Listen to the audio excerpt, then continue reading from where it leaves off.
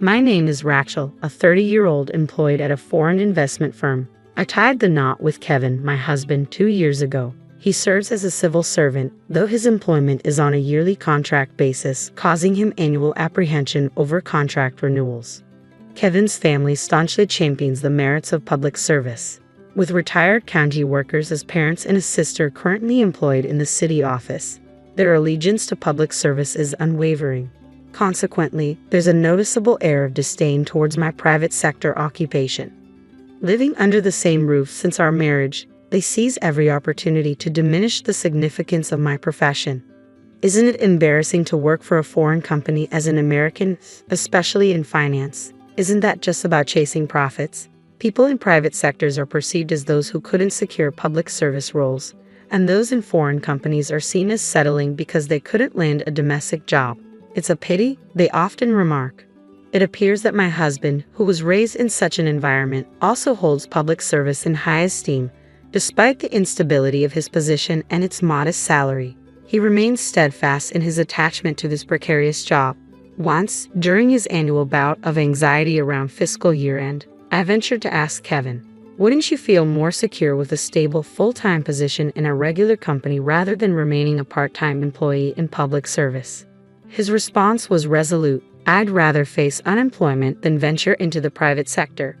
Kevin hasn't disclosed his part-time status to his parents, insisting that I maintain the secret as well. Despite lacking a substantial role, he fabricates tales of promotions to uphold his pride.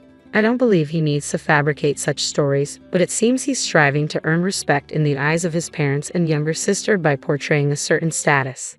Despite never showing me his payslip, the amount deposited into our account suggests his salary is rather modest.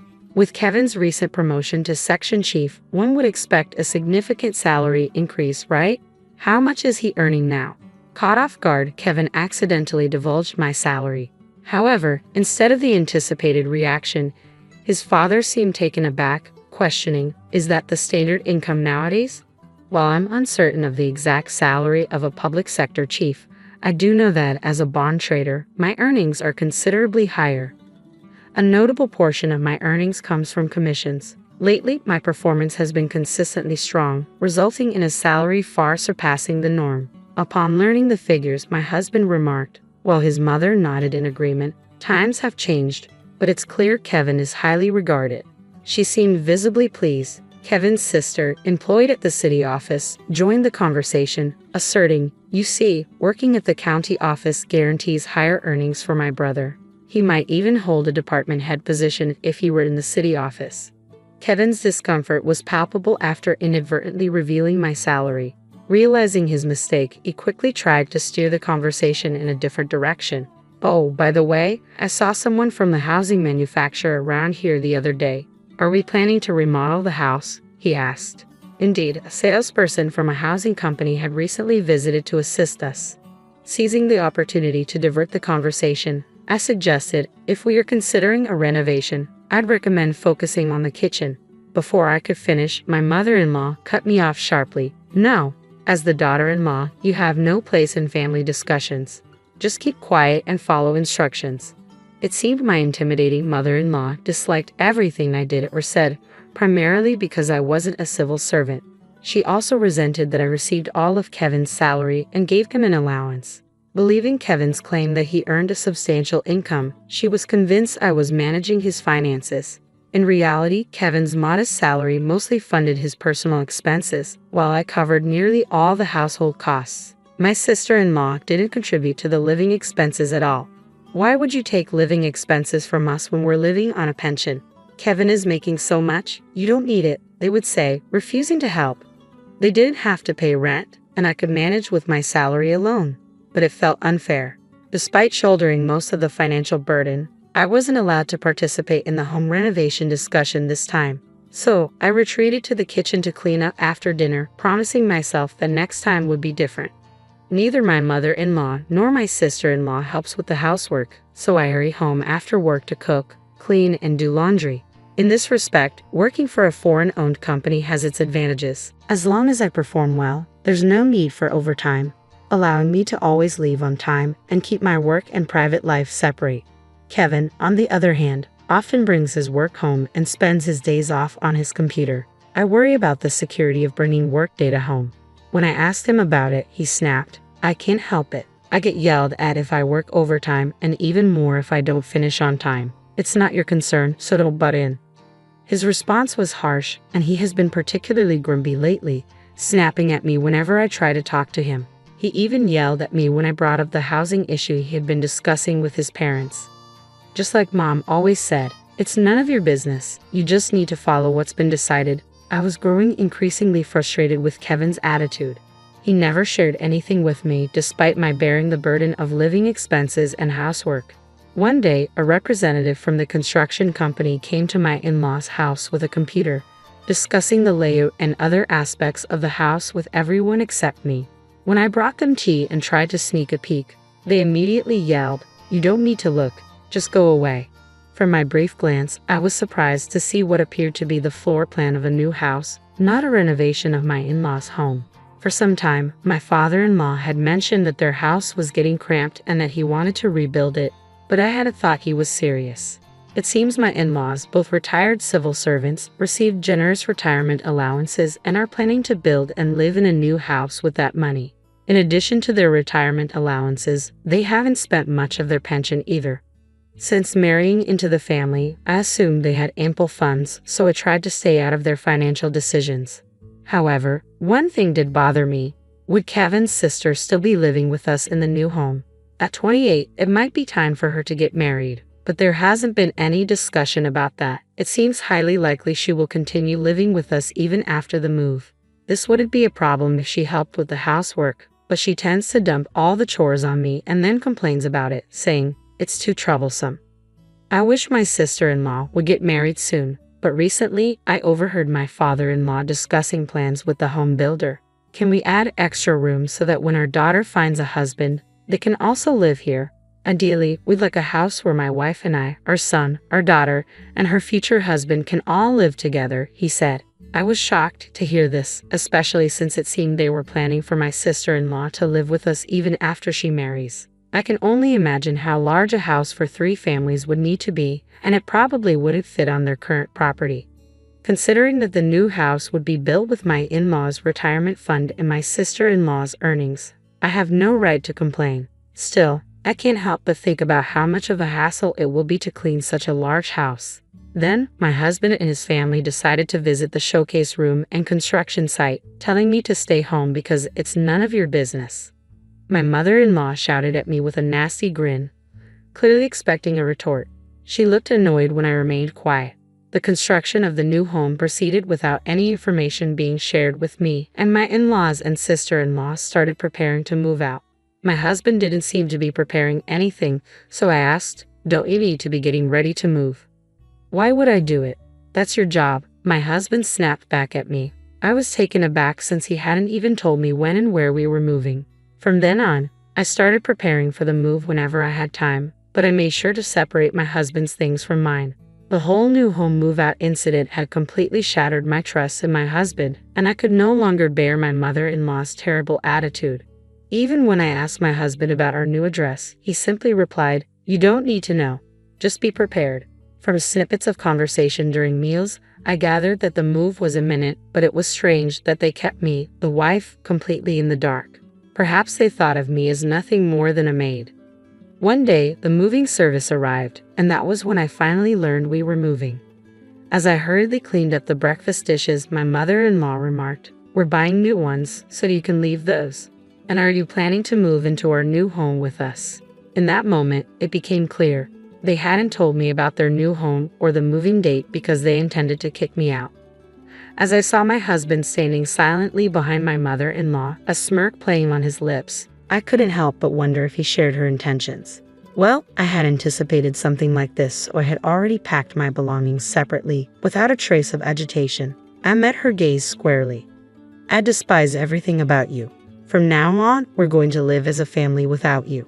Do whatever you want," my mother-in-law shouted at me, her tone filled with disdain. My sister-in-law watched with indifference, perhaps expecting me to break down and beg to stay. My mother-in-law's displeasure deepened at my lack of reaction. "You're a parasite, leeching off Kevin's paycheck since the day you got married. Get out now. We need Kevin's salary to pay off the mortgage on our new home, she spat out, her words sharp with resentment. Parasites like you are a nuisance, she seethed, her anger palpable as her face flushed red. While I had already planned on leaving, the revelation about my husband's salary being used for repayment almost made me burst out laughing. My husband appeared shocked, unaware of this arrangement. He gazed at his mother, then downcast, unable to speak the truth. His reaction revealed that my in-laws intended to rely solely on Kevin, whom they perceived as a high earner, to handle the mortgage repayments without tapping into their retirement funds. The prospect of how they would manage the mortgage repayments intrigued me. With a smile, I responded, "Understood. I will divorce Kevin, and you can all move to your new place by yourselves," I declared calmly. My mother-in-law, clearly displeased with my composed demeanor, appeared as though she wanted to say more, but she was ushered out of the house by my father-in-law and sister-in-law. Turning to Kevin, who remained behind, I said, "I'll bring the divorce papers, so give me the address of your new place. I have no idea what your magnificent new home looks like, so I would like to see it once." Reluctantly, he provided me with the address. With little luggage remaining, I cheerfully arranged for a friend to help me move out using her car. I made sure to switch all the bills to be under Kevin's name rather than mine, utilities and everything included. Returning to my parents' house for the time being, I decided to head to the address Kevin had given me to have him sign the divorce papers. Their new house was strikingly large, designed to accommodate 3 generations, with its grand architecture looming impressively. Upon spotting me, my mother-in-law hurried over, shouting, "What are you doing here, you parasitic wife?" Ignoring her tirade, I calmly asked Kevin to sign the divorce papers. Reluctantly, he complied, while his mother continued her verbal assault. "I knew it. A non-civil servant wife is useless. Hurry up and sign, and send her away," she insisted. I couldn't resist a retort. Such a splendid new house. The payments must be quite the burden, aren't they? Can Kevin's salary cover it? I remarked snidely, watching as she read the papers, her anger palpable. "I don't need your concern. Take the divorce papers and leave immediately," she snapped once again. I lingered for a moment, observing my ex-husband's pale expression, but with his mother on the brink of eruption, I swiftly retrieved the divorce papers and filed them at City Hall before embarking on my search for a new home. After all that transpired, the thought of marriage lost its allure, so I opted for a cozy studio apartment to relish living independently. There was a charming spot conveniently close to my workplace, so I wasted no time in making the move. In my new abode, devoid of anyone foisting chores upon me or boasting about civil service, life took on a tranquil hue. Just as I was settling into this newfound peace, an unknown number lit up my phone screen. "Rachel, can you come back to me? I can't keep up with the mortgage payments, let alone the utilities. My phone lines have been cut off, and I'm borrowing my friend's phone to call you." It was none other than my ex-husband, Kevin. Through tears, he pleaded for help, but I couldn't help but feel exasperated. Instead of turning to me, he should have sought assistance from his parents or his sister. So I responded acidly, "Why not ask your sister, who's employed in public service, for support? And what about your parents? Surely they have their retirement savings and Social Security." Kevin's discomfort was evident as he confessed, "Actually, my parents have depleted their retirement savings, and my sister is grappling with her own financial troubles." It turned out that Kevin's parents had fallen prey to an investment scam, losing a significant portion of their retirement funds. Meanwhile, Kevin's sister, under the impression that she didn't need to aid her parents financially, had been recklessly accumulating debt through excessive spending on credit. Upon learning of my occupation in investments, my mother-in-law's demeanor turned openly hostile. Now I wonder if her animosity stemmed from being swindled in an investment scam. Furthermore, it seems they were keen on upholding their social standing through ostentatious purchases, perhaps to preserve their pride in their public service careers. However, despite their efforts, Kevin's parents found themselves burdened with debt, relying on their Social Security checks to meet their obligations. I was taken aback to discover that Kevin's sister, despite her youth, had amassed significant debt by indulging in purchases of branded goods on credit. The situation took a further downturn when Kevin revealed, "Actually, I've been let go. I'm unemployed now." He had lost his job this year after being caught working remotely with data he had taken from the office. He should have heeded my warning, but it's hardly surprising, considering he was taking confidential data out of the office. Even before Kevin lost his job, his family was already grappling with financial difficulties, reliant on my income. Kevin never disclosed to his parents that he was only a part-timer. Likewise, his parents concealed the loss of their retirement funds due to a scam, and even his younger sister kept her substantial debt hidden. In their public service-oriented family, filled with pride, everyone harbored deep secrets that somehow remained hidden as long as I was around.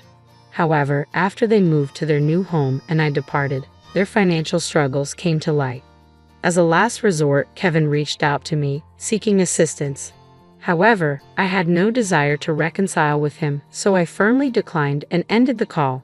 Despite my refusal, he persisted with repeated calls but eventually ceased after I continued to ignore him. Sometime later, as I passed by their new house, I noticed a for sale sign.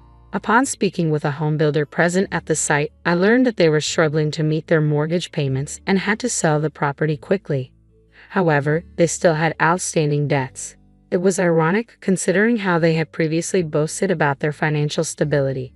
Yet, when faced with financial difficulties, they swiftly sold their home, placing a burden on a relative who had co-signed the loan. According to the builder, this relative worked in the private sector, exacerbating the family's embarrassment as they were now ostracized by their relatives. Their previous claims of being public servants no longer held weight, and they were looked down upon by their community. Sitting comfortably at home, I couldn't help but smirk at the thought of how the once proud family, now isolated by their relatives and unable to flaunt their public service jobs, were faring. Dad always said, "Chloe, you're as tough as the old boots I fish in." And he wasn't wrong. Raised in a small town where the winter didn't ask if you were ready before it hit, I grew up pretty fast after Mom passed. All I got of her is a couple of pictures where she's smiling under the brim of Dad's fishing hat, her eyes kind of crinkling at the corners. Dad was a fisherman, started with a beat-up boat that looked like it'd sink if you sneezed too hard. But he had big plans, worked his fingers to the bone, and eventually built up a business that had our name slapped on a huge fish processing plant down by the docks. He was out before sunrise, back after dark, always smelling like the catch of the day. It wasn't like he left me to fend for myself though. Carol, my stepmom, came into our lives when I was about 7. She couldn't have kids of her own, so she poured all that pent-up love into me. We didn't always see eye to eye, especially when I hit those teenage years and got all prickly, but she stuck by me like glue. One night, I remember sitting at the kitchen table with my book spread out, and Dad came in, looking more tired than usual. Carol had fixed him his favorite, salmon, pan-fried just right, and he slumped down at the table, gratefully. "Thanks, love," he said to Carol, then turned to me with a look. "School going okay, kiddo?" "Sakai. Just boring," I shrugged, scribbling something in my notebook. "Boring," she says. "You hear that, Carol? Our girl's gonna be a genius, and she's bored." Dad chuckled, his eyes crinkling like Mom's in those old photos. Carol just smiled, ruffling my hair a bit too roughly. She'd better be, with college costs these days. That was our life. Simple, sometimes a bit rough, but filled with enough laughter to keep the cold out. When high school was done, I was itching to see more than icy roads and fish. I told Dad I wanted to go to California for college. He wasn't too thrilled at first, all that distance, but he knew I had it in me to make something of myself. "California, huh? You'll melt out there." He'd joke, but one evening, he got serious. We were fixing one of the nets, hands all tangled up in ropes and seaweed. "Dad, I gotta go. It's not enough here for me," I admitted, not wanting to hurt him but needing him to understand. He was quiet for a long moment, just working the ropes. Then, he nodded. "All right, Chloe. You go make us proud. But promise you'll call your old man, huh?" So I went. Off to California with my dreams in one hand and a promise in the other. Maybe I was naive, maybe just young, but either way, I was ready, or so I thought. Stepping off the plane in California, the sun hit me like a slap in the face, warm and bright and relentless. Not a lick of the cold, harsh winds of Alaska. My first thought? Dad was right, I was gonna melt. college was a whole new world. Campus was buzzing with folks from all corners, talking fast about things I hadn't even heard of. I bunked with a girl named Jess, a local who took one look at my flannel and boots combo and said, "You're not in Alaska anymore, girl." "I can see that," I shot back, trying not to feel like a fish out of water. Jess laughed, a good, hearty sound. "You'll fit in just fine. Everyone does eventually." Classes kicked my butt at first. Economics isn't for the faint-hearted, and I had to hustle harder than I thought. Nights were long, coffee-fueled marathons with books and laptops. One day, slumped over a textbook in the library, a guy dropped into the seat opposite me. He had a smile that seemed too easy. "That looks intense. Preparing to take over the world?" "Just trying not to fail my midterms," I said, pushing up the glasses that had slid down my nose. "Ah, the humble student life. I'm Michael, by the way." He extended a hand, and I shook it, noting the firm grip. "Chloe. Nice to meet you," I replied, then went back to my books. Michael was in some of my classes, and we kept bumping into each other. We started having lunch together, sharing complaints about bosses and deadlines. Michael was easy to talk to, made me laugh more than I expected. It wasn't long before we started dating. He was different from the boys back home, smoother, more polished, but with a charm that felt genuine. A few months in, Michael's mom invited us over for dinner. I was nervous, smoothing down my dress, while Michael just grinned and told me, "She's going to love you." His house was nicer than I expected, and his mom, Linda, was all smiles and hugs. She was a bit intense, asking a million questions about Alaska, my dad's business, and my plans for the future. "So, Chloe, Michael tells me you're quite the catch, what with your economics degree and all. You thinking about the long haul with my son here?" she asked, her eyes sharp but not unkind. I choked on my water a bit, coughing while Michael clapped me on the back. "Mom, give her a break," he laughed, but Linda just waved him off. "I'm just saying, it's good to think about these things," she said, serving up more food than I could possibly eat. The night ended with Linda whispering to me as we said goodbye, "You're good for him, Chloe. I can tell." Driving back, Michael was quiet for a long time before he said, "So, what do you think? About us, I mean?" "I like where this is going," I said, feeling a mix of excitement and nerves. "Let's see where it leads, okay?" "Okay," he agreed, and for the first time in a long time, California didn't feel quite so far from home. As I lay in bed that night, the distant sound of the ocean in my ears, I thought about Dad and Carol. They'd be happy for me, I figured. Happy that I was finding my way, making connections, maybe even building a future. The wedding was a blur, flowers, smiling faces, and a dress that felt a bit too tight. After all the dancing and cheers, when we finally settled into living at his mom Linda's house, reality started to set in. "Chloe, you'll see, it's easier this way. Mom needs us, and we can save up for our own place," Michael reassured me one evening as we unpacked our wedding gifts in what used to be his old room. "Yeah, I guess you're right," I replied, trying to sound more convinced than I felt. The room still had his high school trophies and old posters on the walls. It didn't feel like ours, it felt like I was just visiting. Things were fine for a while. Linda handled most of the house chores, letting me find my footing at my new job and in this new role as a wife. But about 6 months in, everything changed overnight. "I went to the doctor today, Michael. My back's worse, and he says I need to take it easy," Linda announced one night at dinner, her voice tinged with worry. "Of course, Mom. Chloe and I can take on more around the house, can't we?" Michael said, turning to me.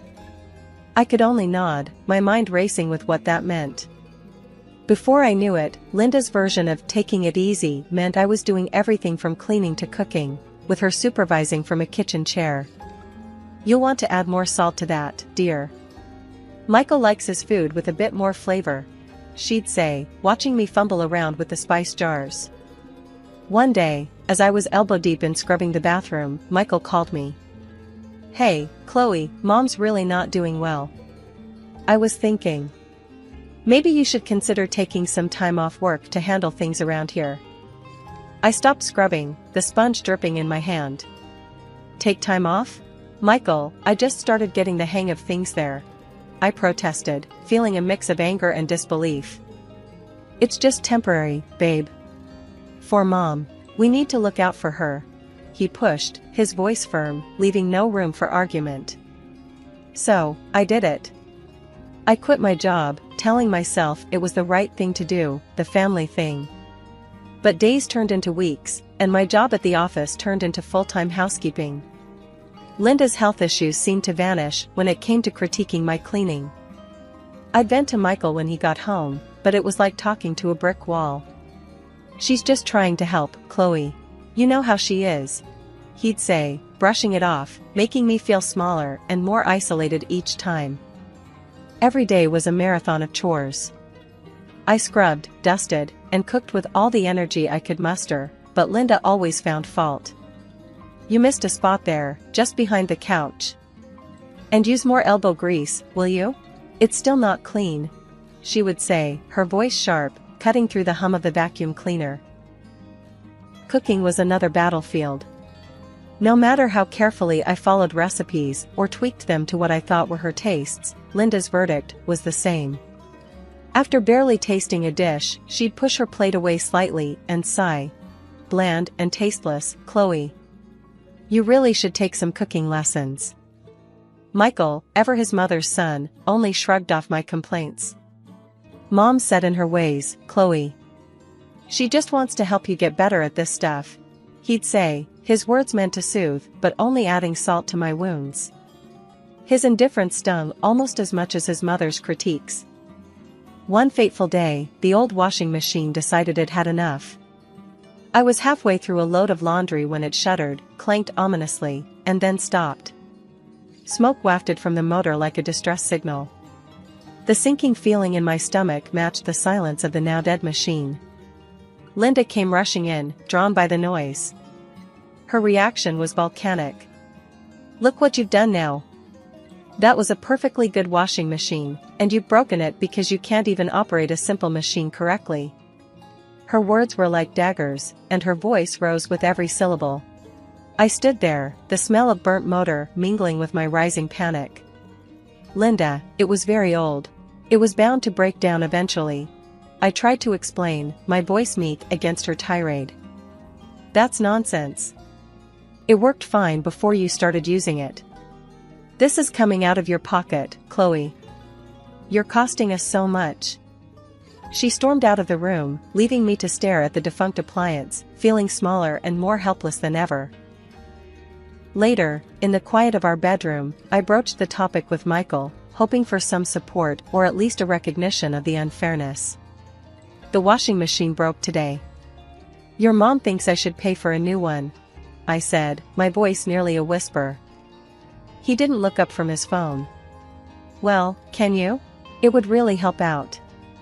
I don't have that kind of money, Michael. You know I left my job. I reminded him, a desperate edge creeping into my tone. Then ask your dad. He can afford it, he replied casually, as if I were discussing buying a new dress rather than solving a crisis inflicted by his mother. The call to my dad was one of the hardest things I've had to do. I dialed the number, each tone heavy with dread. When he picked up, his voice was a bomb, but it only made things harder. Hey, kiddo. How's everything with you? Dad's cheerful greeting twisted my heart. Hi, Dad. I'm good, but, I need a favor. Can you help me buy a new washing machine? Ours just broke, I said, skipping over the hows and whys. I couldn't bring myself to tell him the whole truth, it felt too much like betrayal. Of course, Chloe. I'll transfer the money right away. Don't you worry about a thing, he replied, his willingness to help both a relief and a burden. When the money came through, Linda oversaw the purchase of a new, top-of-the-line washing machine, boasting of its features to anyone who would listen. Before long things went from bad to unbearable. It started with her asking for money to cover minor repairs around the house, a leaky faucet here, a cracked tile there. But soon, those small demands escalated into full-blown renovations. "Chloe, this house deserves to look its best. We need to live in a place that reflects our status," Linda would assert, as if it were the most natural thing in the world to upgrade her living room or the kitchen on a whim. I tried to resist, to suggest we budget or delay some of the work, but she brushed off my concerns with a wave of her hand. The first few times I called Dad to ask for money, I felt a knot in my stomach. He always answered with a smile, happy to see me, even if it was just on a screen. "How's my girl?" he'd ask, his eyes crinkling at the corners. "I'm good, Dad. Listen, I need to ask for some help. We've got some repairs to do around the house, and well, it's a bit more than we can handle right now," I'd say, trying to keep my voice steady. Dad never hesitated, always quick to offer whatever help he could. "Of course, kiddo. I'll transfer the money today. You just make sure you're taking care of yourself, alright?" But Linda's demands grew. One video call turned into weekly sessions where she'd hover in the background, making sure I looked presentable. "Put on some makeup, Chloe. Look lively for your father," she'd command, covering up the fatigue that had become my constant companion. It wasn't just the house that was being transformed. Linda decided she needed a new car, something more fitting for her status. And then, clothes from branded stores, because appearances matter, Chloe. Each request for money chipped away at my independence and my relationship with my father. I felt like a puppet, reciting lines Linda had given me. She made sure I never had a moment alone during those calls. If I even hinted at needing to talk to Dad in private, she'd find a way to interrupt or end the conversation quickly. Michael wasn't any help. He'd come home late, often smelling of booze, shrugging off my attempts to talk about how out of control things were getting. "It's what families do, Chloe. They help each other out," he'd slur, dismissing my concerns. Then I found out I was pregnant. It should have been a moment of joy, but my heart sank knowing how Linda would react. True to form, when I told her, her first response was not congratulations, but calculation. "This is wonderful news. Think of all the things the baby will need. You'll have to talk to your father, we'll need to set up a nursery, and babies need so much stuff," Linda enthused, already listing things to buy.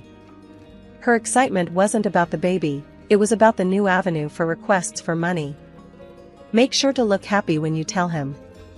We want to make sure he's willing to help out with everything the baby needs," she instructed me before another choreographed call to my father.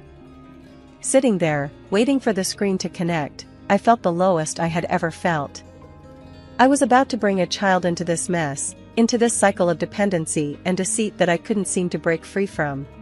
"Hey, Dad," I began, forcing a smile that felt more like a grimace. "I have some news, I'm going to have a baby." Dad's face lit up, a genuine moment of happiness in the charade my life had become. "That's wonderful, Chloe. Absolutely wonderful. You know I'll support you in any way I can." Living with Linda and Michael had become unbearable, but it grew worse after the birth of my baby. The days and nights merged into an endless cycle of demands, criticisms, and exhaustion. Michael was hardly ever home, and when he did show up, his presence only added to the tension. "You've really let yourself go, haven't you?" Michael would sneer, eyeing me as if I were a stranger, not the mother of his child. "You look like an elephant. I can't even stand to sleep next to you." His words cut deeper than knives, leaving scars no one could see. I cried most nights, silently, the sobs shaking my body while I tried to muffle the sound with a pillow so as not to wake the baby or attract Linda's attention. The baby didn't sleep well, up at all hours, crying more often than not. I was running on fumes, every day a test of my endurance. One particularly tough day, I was so exhausted that I fell asleep while a casserole was in the oven. The smell of burning woke me, but not before Linda stormed into the kitchen. "What on earth are you doing? You're wasting food, Chloe. Do you know how hard I work to provide for this family? Linda screamed as she yanked the blackened casserole from the oven. I just fell asleep for a moment. I didn't mean to," I stammered, trying to apologize. "No excuses. You're not eating today. Maybe that will teach you to pay attention," Linda decreed, her voice cold and unforgiving. I was stunned, the hunger already gnawing at me. But worse was knowing I needed nutrition to breastfeed my baby, who depended entirely on me. Yet, I felt powerless to argue with her, the fear of further reprisal keeping me silent. That same night, Michael came home drunk. He stumbled through the door, his eyes barely focusing on me as I tried to soothe our crying baby. "Can't you keep that child quiet?" he barked, his voice laced with venom. "I'm trying, Michael. He's just fussy tonight," I said, my voice weary, holding our baby a little closer. Unsatisfied and belligerent, Michael pushed me, his hand shoving against my shoulder hard enough that I stumbled and hit the doorframe. Pain shot through me, but my first instinct was to protect the baby in my arms. That moment crystallized everything for me. The fear, the pain, the desperation, I couldn't live like this anymore. Not for me, not for my baby. This wasn't a home, it was a prison. Michael's stumble seemed minor to him, but to me, it was the last straw. Waiting for the right moment to leave was the hardest part. I watched the clock tick, each minute stretching endlessly until the notification came, another transfer of money from my dad. It was then I knew I had to make my move. Michael and Linda were both out for the day, and the house felt strangely silent, almost like it was holding its breath along with me. I dressed quickly, pulling on my old warm jacket and wrapping my baby tightly in his blanket. Every movement was calculated, silent, the fear of them coming back early gnawing at my insides. I grabbed a small bag that I had packed days ago, the essentials only, some clothes for me, and the baby in diapers. With my baby secured in my arms, I stepped outside, locking the door behind me one last time. The taxi ride to the airport was a blur, my heart pounding so loud I could barely hear anything else. I kept looking over my shoulder, paranoid that Michael or Linda might pull up behind us. At the airport, I bought the tickets, my hands shaking as I handed over the cash. The amount drained nearly all the money I had, but it didn't matter. We were going to be safe, we were going to be free. I turned off my phone, cutting off any chance they had to track me down or persuade me to come back. Landing in Alaska was like stepping into another world. The biting cold slapped me awake from the haze of anxiety and fear that had clouded my mind. I hailed another taxi and gave the driver my dad's address. As we drove, the familiar landscapes of my childhood rolled past, each mile bringing a surge of memories and a flicker of hope. I arrived at my dad's house late at night. The porch light was a beacon in the darkness. With my baby now asleep against my chest, I walked up the steps and rang the doorbell. The wait felt like an eternity. Then, the door swung open, and there was my dad, his face etching from confusion to shock as he took in my appearance, exhausted, disheveled, my eyes swollen from crying. "Chloe, what's happened? Are you okay?" His voice was laden with concern. Tears streamed down my face as I stepped inside. "Dad, I had to leave. I couldn't stay there any longer. Please, I need your help." He didn't ask any more questions. He just wrapped his arms around me and my baby, pulling us into the warmth of the house. Carol came down the stairs, her expression turning from sleepy curiosity to alarm as she saw me. "Oh, Chloe," she gasped, rushing to embrace us. "What's going on?"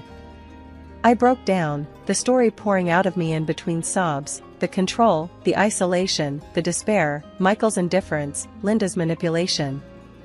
They listened, their faces growing grim with every detail. Without a word, Dad stepped away and came back with his phone in hand. He dialed with a steadiness that belied his age. "I'm calling the police, and then I'm getting the best lawyer we can afford. We're going to fix this, Chloe. You're safe now. You're home." The courthouse was a blur of activity, but inside, the world seemed to slow down as I took the stand. Giving my testimony against Michael and his mother, Linda, was one of the hardest things I'd ever done.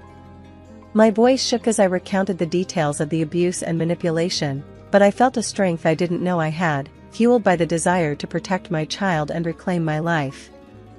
The judge's gavel sounded like a shot of finality when he fined Michael for his abusive behavior.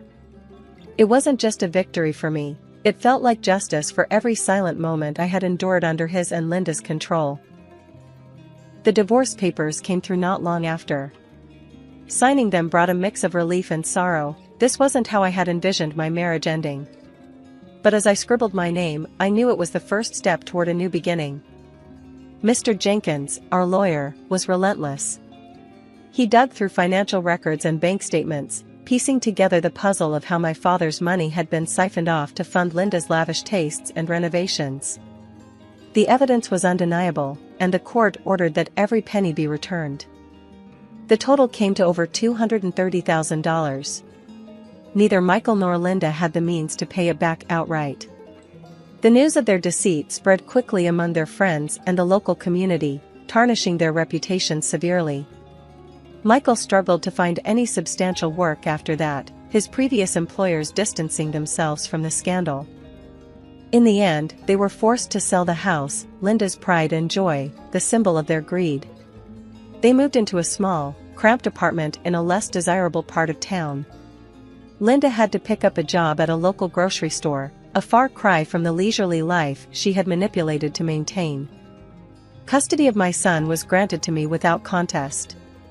Michael was ordered to pay alimony, which he does, albeit begrudgingly. It's not about the money, though. It's about providing a stable and loving environment for my son, something I am now able to do back in the safety and comfort of my father's home. As I watch my son play in the yard, his laughter mingling with the wind, I feel a surge of hope for the future. The legal battles, the escape, the recovery, it's all behind us now. We've emerged stronger, bound by a resilience forged in the fires of adversity. The stench of burnt rubber and disappointment filled the air as I glared at the lifeless hood of my car. It was supposed to be a quick dash to meet a new client, not a roadside breakdown on a deserted highway. I sighed, pulling out my phone and dialing roadside assistance. The robotic voice on the other end promised a wait time of at least an hour. Just as frustration threatened to boil over, a beat-up pickup truck screeched to a halt behind me. A grease-stained hand emerged from the driver's side, followed by a man with a grin as wide as his overalls. "Car trouble, huh?" he drawled, his voice warm and friendly. "You could say that," I replied, a touch of exasperation in my voice. "Looks like I'm stuck here for a while. I'm Nellie." He chuckled. "Don't worry, ma'am. I'm Alex, and this here is my territory. Most likely fix you right up." He worked quickly, his movements efficient and practiced. As he replaced the battery, we fell into conversation. I learned about his auto repair shop, a local gem known for its honesty and fair prices. He, in turn, listened patiently as I explained the world of investment portfolios and stock markets. "Sounds complicated," he said with a scratch of his head. "All that fancy math and paper pushing. Gimme a good old wrench and a rusty engine any day. At least I can see what I'm working with, real things, not some numbers on a screen." I snorted. "Don't knock it till you try it, Alex. Investments are the future. They allow people to grow their wealth, secure their dreams." We continued to debate the merits of his wrenches versus my spreadsheets as he finished the job. By the time my car roared back to life, the sun was dipping below the horizon, painting the sky in hues of orange and purple. "Thanks, Alex," I said, shaking his hand, a warmth spreading through me that had nothing to do with the now functional engine. "Actually, I was wondering, maybe you'd like to grab a coffee sometime? Not to talk cars and investments, but just, to chat?" The surprise on his face quickly melted into a smile. "Coffee sounds good," he replied, scratching the back of his neck. "How about tomorrow morning?"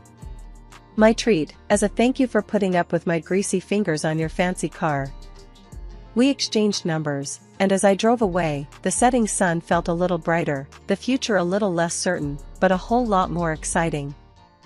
A year flew by in a whirlwind of greasy spoon dinners, late-night strategy sessions, and stolen kisses under starlit skies. We married in a simple ceremony, surrounded by close friends and the slightly bewildered gazes of Alex's family. His parents were kind, old-fashioned folks, but his sister, Sarah, however, was a different story entirely. At 28, she was a permanent resident at their house, her days spent flitting between manicures and shopping sprees, funded entirely by her parents' generosity. The first few months of married life were a blissful blur.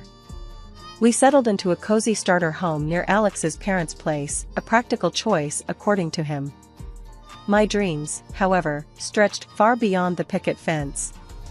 I envisioned a sprawling mansion, a testament to the financial empire I was building, complete with a gleaming basketball court for the future mini-me's I yearned for. Sunday dinners at Alex's parents' house were an exercise in forced cheer. Sarah, draped in the latest designer outfit and sporting a fresh manicure, would regale us with tales of her weekend getaway to some exotic locale. Her parents beamed with pride, oblivious to the growing strain on their finances. One particularly tense Sunday, after Sarah had announced her plans for a month-long European cruise, Alex's dad, a kind-faced man named Henry, cleared his throat and spoke hesitantly. "Alex, son," he began. "Since we retired, things have been a bit tighter than we expected. We were hoping." His voice trailed off, his eyes pleading. Alex, ever the dutiful son, immediately understood. "Sure, Dad. How much do you need?" My stomach lurched. Here we go again, I thought, bracing myself for another financial dance with Sarah's bottomless pit of needs. "Just a little help to get us through," Henry mumbled, avoiding my gaze. "Retirement ain't exactly what it's cracked up to be on a fixed income." "Don't worry, Dad," Alex said reassuringly, placing a hand on his shoulder. "We'll take care of it." Later that night, as we lay in bed, I couldn't hold back any longer. "Alex," I said softly, "how much are you giving them this time?" He sighed, running a hand through his hair. "Look, honey, it's family. They need a little help, that's all." "A little help every month adds up, Alex," I pointed out. "And what about Sarah's little European jaunt? Don't you think they might need that money more?" Alex bristled. "Don't you start with Sarah. It's none of your business how she spends her money." "It becomes my business," I shot back, my voice rising. "When it affects our finances. We're a team, remember? And frankly, I'm tired of feeling like an ATM for your entire family." The words hung heavy in the air, a stark contrast to the comfortable silence that usually filled our bedroom. Alex's jaw tightened. "You just don't understand what family means," he said, his voice laced with anger. "You have no relatives, so you wouldn't get it." That hit me like a sucker punch. It was true, I didn't have any family. My parents had passed away when I was young, leaving me a small inheritance that I had used to put myself through college. But the lack of a family wasn't a choice I had made, and it certainly didn't make me any less capable of understanding loyalty and love. One Tuesday evening, the phone rang, shattering the fragile peace in our house. It was Sarah, her voice choked with sobs. "It's Dad," she stammered. "He's in the hospital. Cancer. They say it's bad." The world seemed to tilt on its axis. Alex, his face pale, grabbed the phone from my hand and spoke in hushed tones. When he hung up, his eyes were red-rimmed. "He's not going to make it," he said, his voice thick with emotion. "The doctors are giving him a few weeks, maybe a month at most." The next few weeks were a blur of hospital visits, tear-filled goodbyes, and whispered promises. As the inevitable drew closer, the question of the funeral arrangements loomed large. One evening, Sarah, her eyes red and puffy, announced, "I've talked to the funeral home. It's going to be a bit expensive, but Dad deserves the best, right?" Alex, still raw with grief, readily agreed. "Of course, honey, whatever it takes." "It comes to..." Sarah hesitated, then blurted out, $50,000. My jaw dropped. $50,000 for a funeral? That seemed like a staggering sum, especially considering the modest means of Alex's parents. 50,000? I echoed, unable to contain my surprise. Isn't that a bit excessive? Alex shot me a withering look.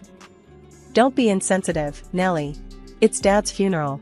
We have to honor him properly. Can't you just be supportive for once? The accusation stung. Supportive? I had spent the past few weeks juggling work and hospital visits, all while trying to navigate the emotional minefield that was his family. But apparently, that wasn't enough. Look, I said, trying to keep my voice calm. $50,000 is a lot of money. Maybe we should talk to your mom and see what she thinks. Before I could finish my sentence, Alex exploded. Don't you dare bring Mom into this, he roared. This is about family, and you clearly don't understand what that means. You only care about money. His words were a slap in the face. Tears welled up in my eyes, blurring my vision. Here we were again, at the same impasse. My attempt at financial responsibility construed as greed, my concern for his family dismissed as cold-heartedness. The sting of defeat lingered long after I transferred the $25,000 to Alex. Swallowing my pride and doubts, I did it for us, for our future. Maybe, I naively hoped, this would be the olive branch that ended the fight and brought us back together. But Alex, it seemed, had other plans. That night, he packed a duffel bag, his face etched with a stony resolve. Where are you going? I asked, my voice barely a croak. I need to be with Mom, he said curtly. She's taking this really hard. But what about us? I pleaded, a desperate hope flickering in my chest. He didn't answer. Just a gruff goodbye and the slam of the front door, leaving me alone in the echoing silence of our once happy home. The next few days were a blur of tearful phone calls to Alex's mom, unanswered texts, and a gnawing emptiness that settled in my gut. Finally, I received a call from the funeral home, a reminder of the looming farewell. Wiping away a fresh wave of tears, I dressed in black, the weight of the unresolved conflict a heavy burden on my shoulders. Arriving at the funeral home, a cold dread slithered down my spine as I noticed the deserted parking lot and the closed doors. Excuse me? I stammered, approaching the receptionist, a kind-faced woman with weary eyes. Yes, ma'am, she replied politely. I'm here for the service of Mr. Henry Johnson? I inquired, my voice trembling slightly. She consulted the ledger on her desk, her brow furrowing slightly. The service for Mr. Johnson concluded yesterday, dear. The world seemed to tilt on its axis. Yesterday? But My voice trailed off, confusion clouding my thoughts. Alex didn't tell me. The woman offered a sympathetic smile. Perhaps there was a misunderstanding. It was a simple cremation, as per the family's wishes. Cremation? The image of the extravagant funeral Sarah had described sent a jolt through me. $50,000 for a cremation? The pieces just weren't fitting. Anger, cold and sharp, began to replace the initial shock. Furious and confused, I stormed out of the funeral home, the receptionist's words echoing in my head. The betrayal gnawed at me, a bitter pill to swallow. Where was Alex? Why hadn't he told me? More importantly, where did all that money go? With a burning determination, I steered my car towards Alex's childhood home. Pulling into the driveway, I saw him emerging from his car, a glint of surprise flashing across his face. Alex! I shouted, flinging open the car door. What is going on? Where did all this money go? And why wasn't I informed about the change in plans? You didn't care, he shot back, his voice laced with hurt and accusation. You only think about money, never about family. The audacity of his words left me speechless. Family? I echoed, my voice dripping with sarcasm. Since when does family lie and manipulate? The anger simmered within me, threatening to boil over. Before I could unleash a torrent of accusations, Alex reached into his pocket and pulled out a piece of paper. It was a legal document, the stark black letters screaming at me, divorce papers. You want a divorce? I asked, the question catching in my throat. I can't live with someone so indifferent, he stated, his jaw clenched. You have your investments and stocks, but you have no heart. I put the house up for sale. We'll split the proceeds. His words felt like a physical blow. The life we had envisioned, the dreams we had shared, all dissolved in a single, acrimonious conversation. Tears welled up in my eyes, blurring my vision. With a final glare at his retreating figure, I stormed towards my car, my every step fueled by a righteous anger. Just as I reached the driveway, a flash of red caught my eye. Sarah, her face plastered with a wide, fake smile, strutted towards the house, a gaggle of designer shopping bags swinging in her arms. And parked right beside her, gleaming in the afternoon sun, was a brand new sports car. What the hell, Sarah, I barked, my voice laced with ice. Where'd you get the dough for that beauty? Sarah's smile faltered for a split second, then returned with a touch of defiance. Oh, hey, Nellie, she drawled, feigning surprise. This? Inheritance, honey. Dad left me a little something extra. Her words were unconvincing. There was no trace of grief on her face, no mourning in her eyes. Just a smug satisfaction that grated on my every nerve. Ignoring the urge to confront her, I stormed towards my car, the image of the divorce papers burning a hole in my pocket. There was only one place I needed to go. The familiar chime of the funeral home door announced my arrival. Behind the reception desk sat Emily, a classmate from high school. Relief washed over me like a tidal wave. Emily, thank God it's you, I blurted, rushing towards her. Hey, Nellie, she said, a smile stretching across her face. What brings you here? It's a long story, I sighed, forcing a smile. Instead of launching into the whole mess, I cut to the chase. I need some information about a recent service, Mr. Johnson. Emily quickly pulled up the file on her computer. Ah, yes. Cremation, as per the family's wishes. Is there anything else I can help you with? My heart hammered in my chest. Cremation? I echoed, the word tasting foreign on my tongue. The cost? Emily tapped a few keys on the keyboard. The total came to $5,237. I can print you a duplicate copy of this receipt, if that would be helpful. Relief flooded me. Yes, please, I croaked, my voice thick with emotion. Thank you, Emily. You have no idea what this means to me. My knuckles were white-hot as I gripped the steering wheel, the evidence burning a hole in my pocket.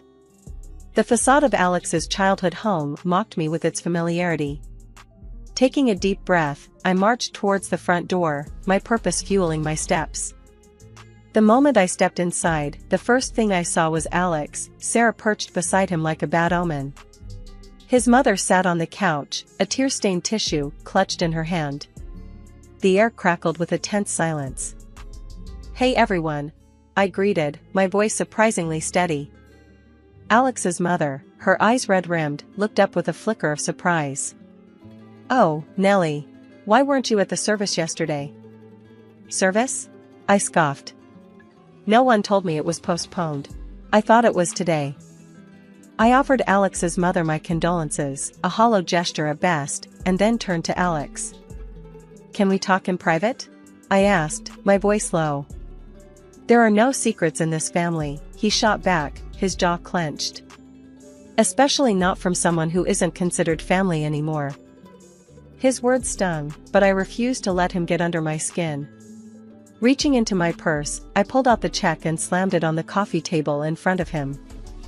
Here's the money for the funeral, I stated, my voice firm.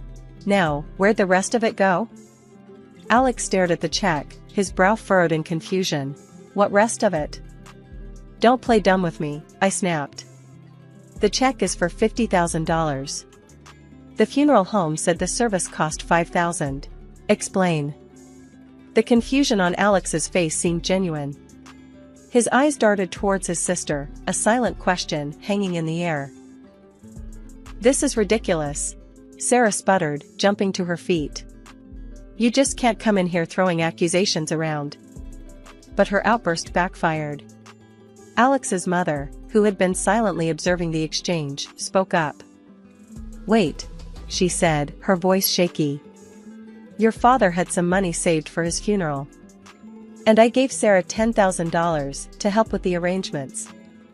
I did a quick mental calculation. 50,000 from us, plus 10,000 from you, Mom, that's $60,000. The service cost $5,000. Where's the remaining $55,000? My gaze landed on Sarah, a question mark etched on my face. Sarah's carefully constructed facade crumbled. Her cheeks flushed crimson, and she shifted uncomfortably under my stare. Finally, she mumbled, "Well, I just saw this amazing car, and I couldn't resist." Instead of the anger I expected, Alex placed a comforting hand on Sarah's shoulder. "Hey," he murmured. "It's not a big deal. You just needed a new car. We can figure something out next time." My blood ran cold. Not only had Sarah stolen the money, but Alex was condoning her actions? Did he not see the gravity of the situation? "Not a big deal?" I repeated, my voice laced with incredulity. "She stole money, Alex. From her own father's funeral fund." Alex glared at me, his voice icy. "You wouldn't understand, Nellie. You don't have family. You only care about money." His words hit me like a physical blow. The anger simmering inside me boiled over. I slammed the signed divorce papers in front of him. "Take them," I spat, my voice trembling with rage. "And then tell your precious sister to give me back my $25,000. Otherwise, I'll sue her for fraud." Alex opened his mouth to protest, but I held up a hand, silencing him. "You know what, Alex? Save it. There's nothing left to say." The weight of the past few days finally settled on my shoulders, a crushing burden. Tears welled up in my eyes, blurring my vision.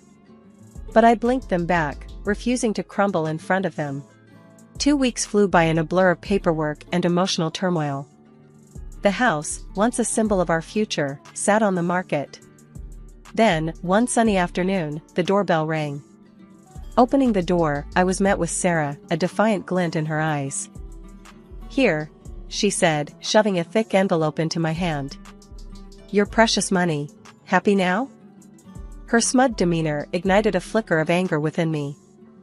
"Don't act like you're doing me a favor," I retorted. "That money was meant to honor your father's memory, not fuel your shopping sprees." She rolled her eyes, clearly unfazed by my words. "Whatever," she muttered, turning to leave. "Just don't come crying to me when you realize you're all alone and nobody loves you." The house eventually sold, and the money was split with Alex. The divorce became final, a clean break from a toxic past. Months passed, filled with new experiences and a newfound sense of freedom. Then, one day, the phone rang. The caller ID displayed Alex's number, a number I'd long since deleted from my memory. Hesitantly, I picked up. "Hello?" "Hey Nellie," came Alex's voice, laced with a desperation I hadn't heard before. "I need your help." "What kind of help?" I asked, already dreading the answer. "It's Sarah," he sighed. "She got into some serious debt, gambling debts, mostly. The creditors are after us, Nellie. They've already taken the house, the car repair shop." "What do you mean, us?" I clarified, my voice tight. "You and Sarah are no longer us, Alex. We're divorced, remember?" "Come on, Nellie," he pleaded. "Don't be like that. You have money, you can help us out. Besides, you're all alone anyway. No kids, no family, nobody needs you." His words felt like a slap in the face. All the progress I'd made, all the independence I'd built, dismissed in a single, insensitive sentence. Anger, hot and righteous, surged through me. "Nobody needs me?" I echoed, my voice low and dangerous. "Let me tell you something, Alex. I may not have a husband or kids, but I have friends, hobbies, and a life that doesn't revolve around cleaning up the messes of manipulative siblings. The answer is no, Alex. Absolutely not. And don't you ever call me again." With that, I slammed the phone down, the finality of the click echoing in my ears. There would be no second chances, no desperate pleas. I had built my own family, a family of friends, of experiences, of personal growth. And that, I realized, was more than enough. Years of experience had honed my intuition into a finely tuned instrument, and the melody it played was one of prosperity. The reward for my dedication? A sprawling new house on the city's fringe, a testament to my self-reliance and blooming independence. As I unwound on a plush chaise lounge, a cool glass of Sauvignon Blanc in hand, a wave of satisfaction washed over me. This was the life I had built, brick by brick, on the foundation of self-belief. The tranquility was broken by the insistent buzzing of my phone. An unknown number flickered on the screen. Usually, such calls were met with a dismissive silence, but a strange sense of unease gnawed at me. With a sigh, I swiped the answer button. "Hello?" I answered cautiously. A smooth, unfamiliar voice flowed through the receiver. "Is this Nellie?" My mind raced, searching for a connection to the voice. It held a hint of amusement, a touch of flirtation. "Yes, speaking," I replied, my voice regaining its usual confidence. "This is Michael," the voice continued, "from the gallery down on Elm Street. We met a few weeks ago at the opening, remember? The one with the abstract expressionist exhibit?" A memory flickered to life. The opening, the vibrant paintings, the man with the captivating smile and a passion for obscure French filmmakers. A smile tugged at the corner of my lips. "Michael, right. Of course, I remember." "Excellent," he chuckled. "Listen, I was wondering if you might be free for dinner this Friday? There's this new tapas place I've been dying to try, and—" "Sounds perfect," I replied, a genuine smile warming my voice. "What time should I pick you up?" "No need for that," he countered. "Let me be the gentleman. I'll swing by your place at 8. Looking forward to it, Nellie." The call ended, and I cradled the phone, a giddy feeling bubbling in my chest. Life wasn't just about financial success, it was about building connections, fostering new experiences. And as I gazed out at the breathtaking sunset, the future stretched before me, an open road brimming with endless possibilities, and a man named Michael waiting to share the journey. Hi, everyone. I'm Hannah, and I want to tell you about the time when my life took a surprising turn. I was 25 years old, working as an accountant at a company where I met Tom. Tom was the head of the marketing department, a pretty serious guy, but with a charm that was hard to miss. At first, Tom and I were just colleagues.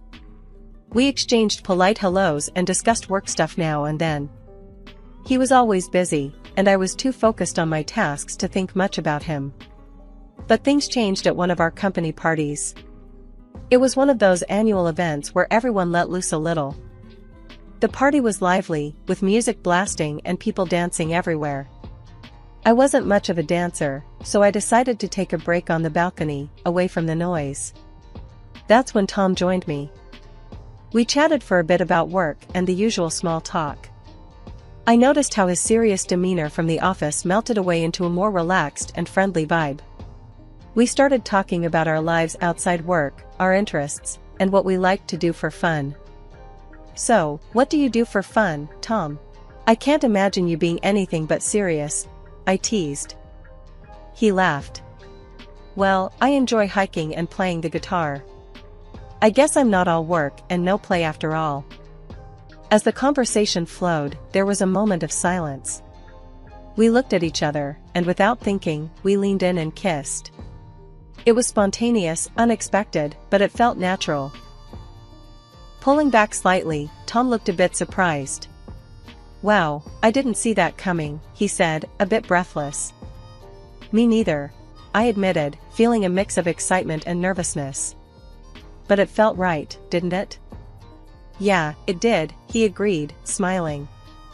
The next day at work, there was a different energy between us.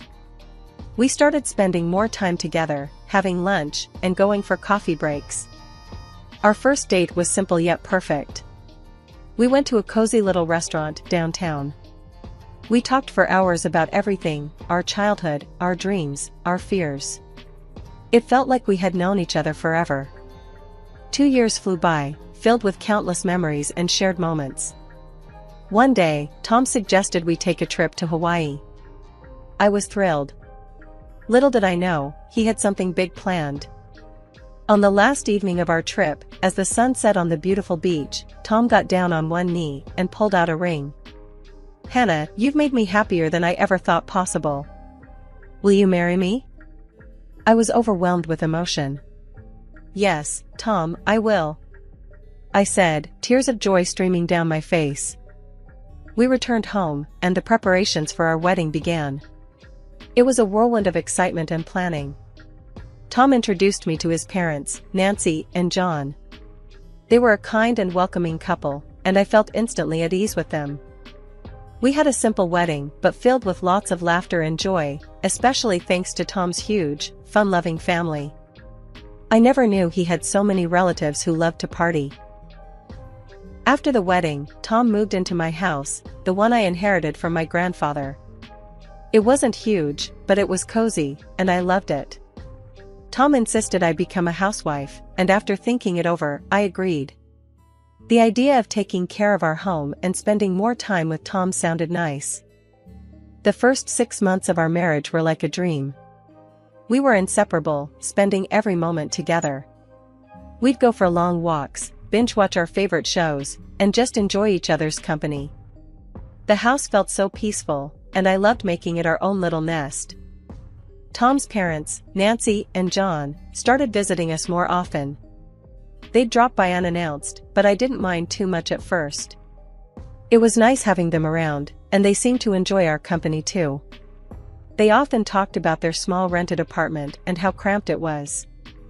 One evening, while we were having dinner, Nancy sighed heavily. "I just wish we had more space, you know?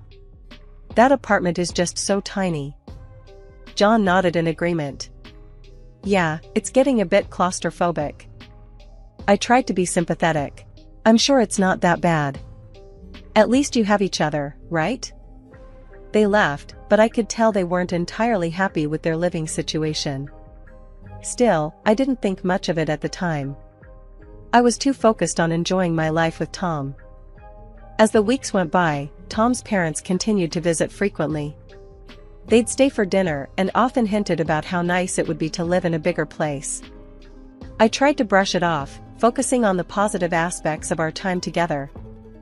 One afternoon, while I was preparing dinner, Nancy dropped by unexpectedly. "Hi Hannah, I thought I'd keep you company while you cook." "Sure, Nancy. I could use the company," I replied, trying to sound cheerful. She wandered around the kitchen, looking at everything. "You know, this house is really nice. So much space and so cozy." "Thanks, Nancy. I really love it here." She sighed again. "Our place is just so small. It's hard to even move around sometimes." I felt a bit uncomfortable but didn't say anything. I didn't want to be rude. After all, they were Tom's parents, and I wanted to keep the peace. As the months passed, I noticed Tom was spending more time talking about his parents and their living situation. He'd bring it up during our dinners and casual conversations. "Hannah, my parents really struggle in that tiny apartment. It's not fair for them, you know?" "I get it, Tom. But they seem to manage, right?" "Yeah, but still, I wish there was more we could do for them." I nodded, not knowing what else to say. I wanted to support Tom, but I also didn't want to disrupt the peace and comfort of our home. I hoped things would just work themselves out. One day, Tom came home and casually said, "Hannah, my parents need to stay with us for a couple of weeks. Their apartment is getting renovated." I blinked, a bit taken aback, but wanting to be supportive. "All right, Tom, I guess we can handle that," I replied, trying to stay positive. I figured I could get along with Nancy and John, since they seemed nice enough. A few days later, I saw a massive truck pull up outside our house. Movers started unloading a ton of furniture and boxes. I stood there, watching in disbelief as they filled our house with their stuff. What's all this? I muttered to myself, feeling a knot tighten in my stomach. Nancy and John arrived soon after, looking cheerful. "Thanks for letting us stay, Hannah," Nancy said, patting me on the shoulder. I forced a smile. "Sure, but why didn't you rent a storage room for all this stuff?" Nancy waved her hand dismissively. "Oh, I don't trust strangers with my things. It's just for a couple of weeks." I nodded, trying to hide my growing unease. For the first few days, they were polite and thanked me for letting them stay. I even started to relax a bit, thinking maybe it wouldn't be so bad after all. Tom suggested we have a family dinner to welcome them properly. I agreed, thinking it might help ease the tension. The night of the dinner, I worked hard to make everything perfect. I cooked a nice meal and set the table nicely. As we all sat down, Nancy and John seemed pleased. "Thank you, Hannah, this is lovely," Nancy said, smiling. I smiled back, feeling a bit more at ease. "I'm glad you like it. Welcome to our home." The dinner went smoothly, with everyone chatting and laughing. I started to think maybe this arrangement could work after all. Tom's parents seemed grateful, and I hoped we could all get along well during their stay. But as the days went by, I couldn't shake off the feeling of being overwhelmed by all their stuff crowding our house.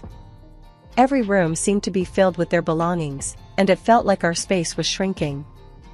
I tried to stay positive, reminding myself it was only for a few weeks. Despite the growing clutter, I continued to focus on keeping the peace. I cleaned up after them, cooked their meals, and tried to be a good hostess. Tom seemed pleased with how things were going, which helped me stay positive. One evening, as I was cleaning up after dinner, Tom came into the kitchen. "Hannah, thanks for making this work. I know it's not easy having my parents here." I wiped my hands on a towel and smiled at him. "I'm doing my best, Tom. I just hope it's only for a couple of weeks like you said." "It will be, I promise," he assured me. I nodded, feeling a bit reassured. I hoped Tom was right and that this arrangement would be temporary. I could handle a few weeks, I told myself. As the days passed, I tried to focus on the positives. Nancy and John were generally polite and tried to be helpful in their own way. We had a few more family dinners, and I made an effort to include them in our daily routines. One morning, I decided to take a break from the house and go for a walk. I needed some fresh air and a bit of time to myself. As I walked around the neighborhood, I thought about how much our lives had changed in just a few days. When I got back home, Nancy was in the kitchen, making coffee. "Morning, Hannah. How was your walk?" "It was nice, thanks," I replied, feeling a bit more refreshed. She smiled. "Good. I'm thinking of baking some cookies later. Would you like some?" I appreciated the gesture. "Sure, that sounds great, Nancy." As I went about my day, I reminded myself that this was just a temporary situation. I could handle a few weeks of extra company and clutter. It wasn't ideal, but it was manageable. Things took a turn after a few days of my in-laws moving in. It started slowly, but soon became clear that Nancy and John were taking over our house. It began one morning when I was making breakfast. Nancy walked into the kitchen and wrinkled her nose at the spread. "Hannah, what's this? Oatmeal again? We need some real food. Bacon and eggs would be nice." I clenched my jaw, but nodded. "Fine, I'll make bacon and eggs tomorrow." The next day, I found Nancy in the living room, moving my favorite chair. "This recliner needs a better spot. Don't you think, Hannah?" I tried to keep my cool. "Nancy, please ask before moving my furniture." She just shrugged. "It's for the best, trust me." John wasn't any better. He'd park himself in front of the TV all day, snacking and leaving crumbs everywhere. I confronted him one evening. "John, can you at least use a plate? The living room's a mess." He grunted, without looking away from the screen. "Yeah, sure, whatever." I felt like I was losing control of my own home.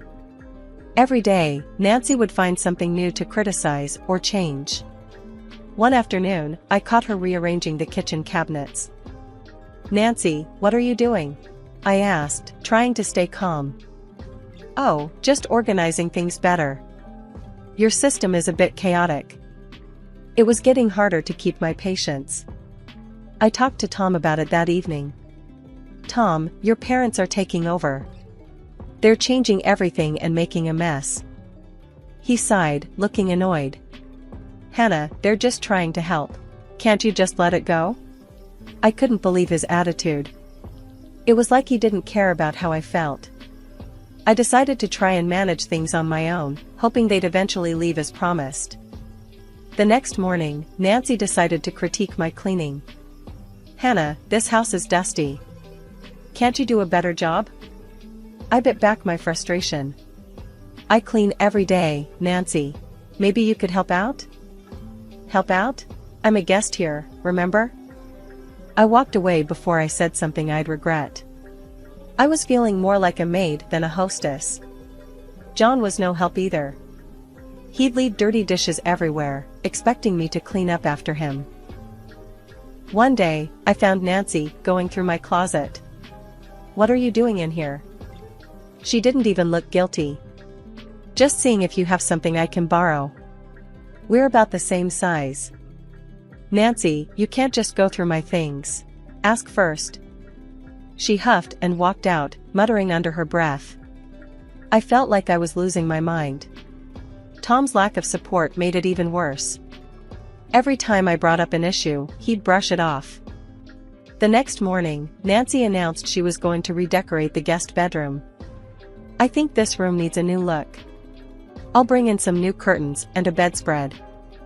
I stared at her, incredulous. "Nancy, this is my house. You can't just change everything without asking. We're just trying to make it more comfortable, Hannah. You should be grateful." I felt a wave of anger and frustration, but decided to walk away. I needed to find a way to regain control of my home and my life. I hoped Tom would eventually see reason, but I wasn't holding my breath. Things had gone from bad to worse. Nancy, my mother-in-law, started taking my bank card without even asking. One day, I noticed charges on my account that I didn't make. It was Nancy, buying things for herself. I confronted her about it. "Nancy, you took my card without asking. You can't do that." She looked at me, unbothered. "Hannah, we needed a few things. What's the big deal?" "It's my card, Nancy. You need to ask first." She shrugged and walked away, leaving me fuming. I decided to talk to Tom about it, hoping he'd back me up. "Tom, your mom's been using my bank card without asking. This has to stop," I told him that evening. He barely looked up from his phone. "Hannah, it's just some groceries and stuff. She can use it, we live off my income anyway." I walked away, feeling defeated. It was clear Tom wasn't going to support me. I felt like I was losing control of my own finances, let alone my house. A month passed, and there was no sign of Nancy and John leaving. Every day felt like a struggle to maintain some sense of normalcy. They were constantly going through my things, rearranging the house, and demanding specific meals. One evening, during dinner, I decided to bring up the topic. "Nancy, John, when do you think you'll be heading back to your apartment?" They both laughed, and I looked at them, confused. Tom finally spoke up. "Hannah, they're staying here indefinitely. I don't have the money to rent them a separate place right now." I stared at him in disbelief. "What? Indefinitely? Tom, we didn't agree on this. They're my parents, Hannah. They need a place to stay." I felt a wave of depression wash over me. This wasn't what I signed up for. Now I was stuck serving my in-laws, who acted like they owned the place. The kitchen was another battleground. Nancy had specific demands for meals and wasn't shy about making them known. "Hannah, I want roast beef for dinner tonight. Make sure it's done right," she instructed one morning. I bit my tongue, trying to stay calm. "I'll see what I can do, Nancy." Every day felt like a struggle to keep my sanity. Tom was no help, constantly siding with his parents. I felt trapped in my own home, forced to cater to people who treated me like a servant. One evening, I decided I'd had enough. I needed to confront Tom and make him understand how miserable I was. "Tom, this can't go on. Your parents are treating me like a servant, and it needs to stop," I said, my voice trembling with frustration. He shook his head. "You're overreacting. Just deal with it." I felt tears of frustration welling up, but held them back. It was clear Tom wasn't going to change his stance. I knew I had to find a way to stand up for myself and take back control of my life. As the days went on, I tried to set firmer boundaries with Nancy and John, but it felt like a losing battle. They continued to overstep, and Tom continued to defend them. So, one day I went for a run to clear my head and ended up taking a nasty fall. I broke my leg and some good Samaritans called an ambulance for me. After a long day at the hospital, I finally got back home in a taxi, exhausted and in pain. When I hobbled through the door on crutches, Nancy and John were sitting in the living room, watching TV. Tom was there too, looking annoyed.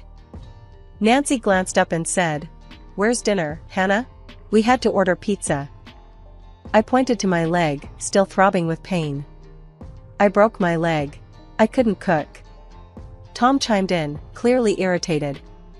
"Hannah, stop pretending. You can still cook." "Pretending? I was at the hospital all day, Tom," I shouted, feeling the frustration boiling over. "No need to get dramatic," Nancy said, turning back to the TV. I was forced to cook dinner on crutches the next day. It was a struggle, but I managed to get something on the table. Nancy and John still found reasons to complain. A few days later, we were having dinner when Nancy dropped another bombshell. "We've invited our relatives over for Thanksgiving. Since you're laid up with that leg, you should move out for a couple of weeks. They'll need the space." I stared at her in disbelief. "You want me to leave my own house?" John nodded. "It's just for a couple of weeks, Hannah. You'll be in the way with that leg." Tom just sat there, not saying a word. I looked at him, hoping for some support, but he avoided my gaze. "You can't be serious," I said, feeling my patience snap. "This is my house. I'm not going anywhere." Nancy crossed her arms, looking defiant. "We've already told them they can stay here." I felt a surge of anger. "You had no right to do that. This is my home, not yours." Tom finally spoke up. "Hannah, just do it. It's only temporary." I couldn't believe what I was hearing. "You expect me to leave my house so your relatives can stay here? With my broken leg?" "You're being difficult, Hannah," Nancy said, her voice cold. I felt my blood boil, but then a strange calm washed over me. I smiled, feeling a surge of strength.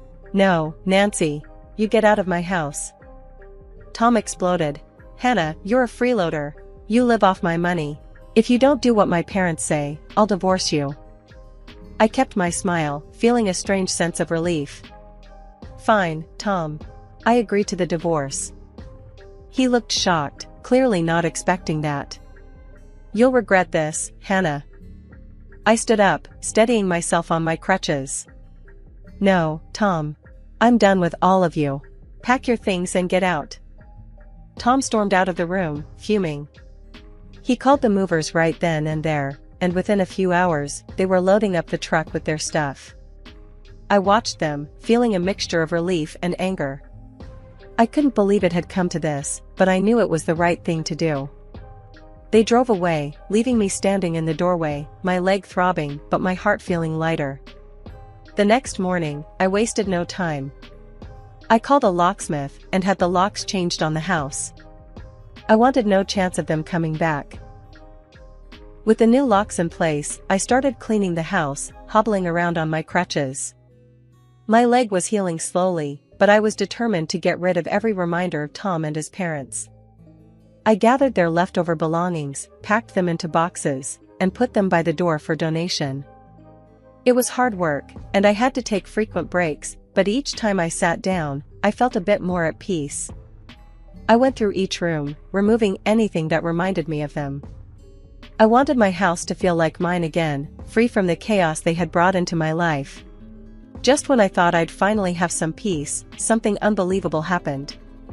I was getting ready to spend Thanksgiving alone, looking forward to a quiet day. I had just put a pie in the oven when there was a loud knock on the door. I hobbled over to the door, still a bit sore from my leg injury. When I opened it, I couldn't believe my eyes. There stood Tom, Nancy, and a bunch of their relatives, all looking way too cheerful. "Happy Thanksgiving, Hannah," Tom said with a big grin. I stared at them, stunned. "What are you doing here?" Nancy waved a key at me, looking annoyed. "We couldn't get in." "Why did you change the locks?" I took a deep breath, feeling my anger rise. "Because you're not welcome here anymore." "I changed the locks, because you're strangers to me now." Tom laughed, clearly not taking me seriously. "Come on, Hannah. I earn the money here. You can't just kick us out." I couldn't help but laugh too, but it was a bitter laugh. "Tom, I've got savings from my grandfather. I don't need your money. I can take care of myself." Nancy's eyes lit up when she heard about the money. "Oh, well, we came to make peace, Hannah. We should all live together as a family." I shook my head, feeling a strange calm. "No, Nancy. I don't consider you my family anymore." Tom looked shocked, still not believing I was serious. "You're really going to do this, Hannah?" I nodded and pulled out the divorce papers I had prepared. "Yes, Tom. Here are the divorce papers. I'm done." Nancy tried to push past me. "Hannah, let's talk about this inside." I stepped in front of her, blocking the doorway. "No, you're not coming in. If you don't leave, I'll call the police." They all stared at me, completely stunned. Tom tried one last time. "Hannah, don't do this. Let's talk calmly." I shook my head. "No, Tom. I'm finally doing what's right for me. Now leave." They muttered and scowled, but they finally turned and left, throwing insults over their shoulders, calling me cruel and arrogant. I watched them go, feeling a huge weight lift off my shoulders. I closed the door and locked it, leaning against it for a moment, feeling a mix of relief and sadness. It was over. I had stood up for myself and taken control of my life. As the days passed, I focused on healing and rebuilding my home. I got rid of everything that reminded me of Tom and his family, creating a space that was truly mine. It wasn't easy, but every step I took made me feel stronger and more in control. I reconnected with friends, started new hobbies, and slowly built a new routine that made me happy. I was no longer living in fear or frustration. I had my peace, my home, and my life back. Growing up, our house was like a fortress of strict rules and sharp expectations. I'm Emily, by the way. My dad, Richard, co-owned a big tech company and believed in running our family like a corporate boardroom. My mom, Helen, stayed at home, her life revolving around maintaining the perfect household and making sure me and my sister, Anna, stayed on track, her version of track. Anna, 3 years my senior, was the star child. She aced everything without even trying. Or so it seemed to me, always stumbling in her shadow. Our parents, especially Dad, made it clear they had high hopes for us. Hopes that pretty much mapped out our entire lives: top grades, elite college, prestigious careers. This particular evening was like any replay of a tired old sitcom. Dinner was tense.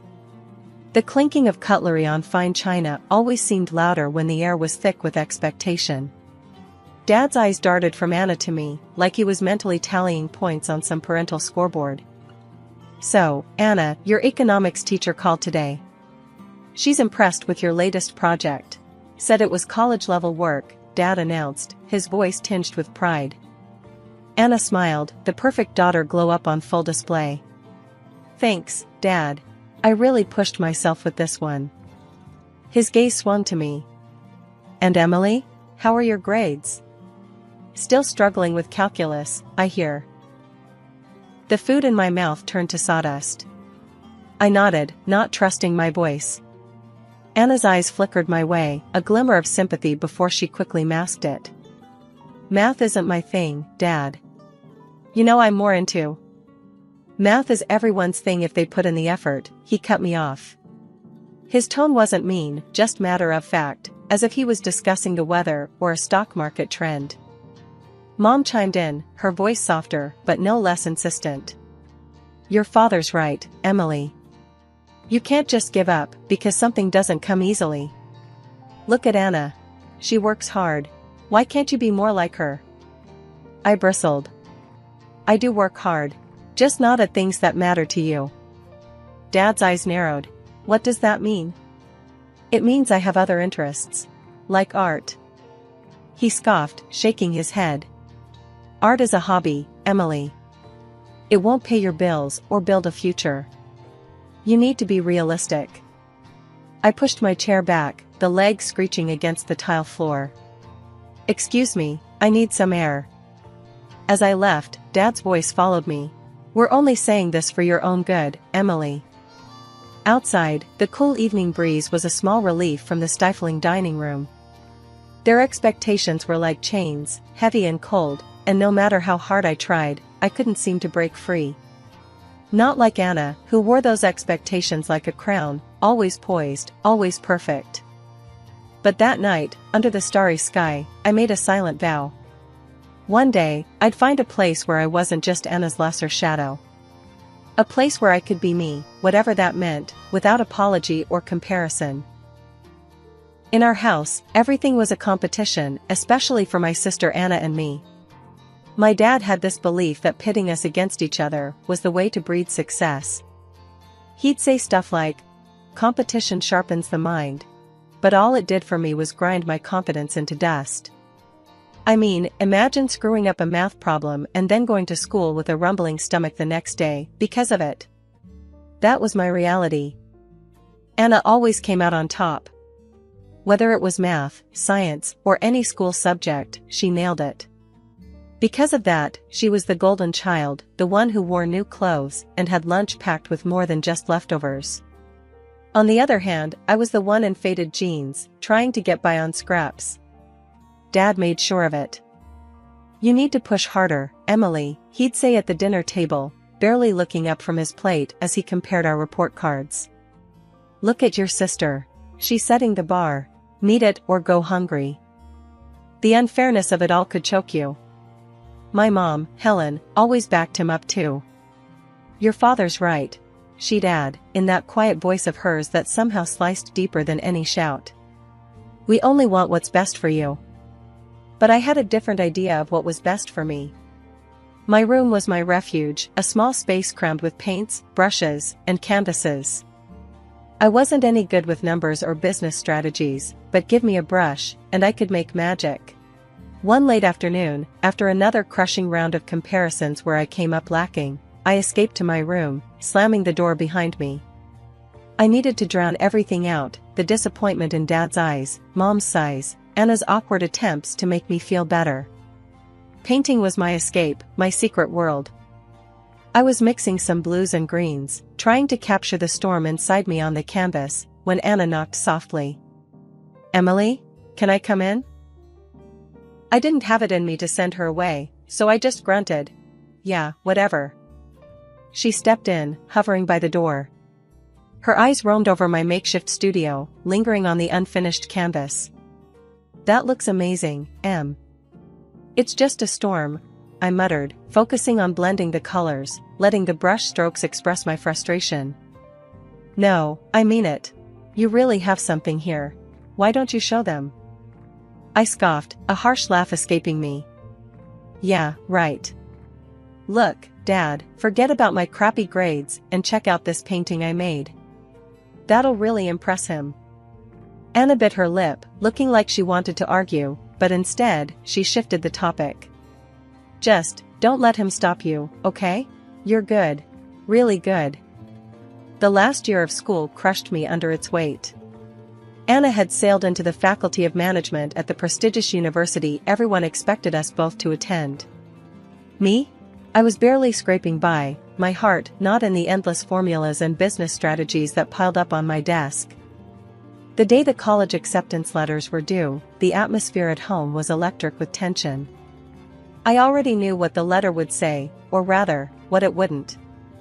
Dragging myself downstairs, I found both my parents in the living room, the dreaded letter lying like a verdict on the coffee table. Mom's face was stormy as she waved the letter at me. Care to explain this? I took a deep breath, bracing for the explosion. I didn't get in. And you're not even upset? Mom accused. Her voice was sharp, like she could cut me open and find the answers she wanted. Do you have any idea how embarrassing this is? Your sister got in with flying colors, and here you are, failing. I'm not Anna. I shot back, my patience fraying. That's the problem. You never try hard enough. You're going to end up a stupid beggar. Her words stung, but not as much as they used to.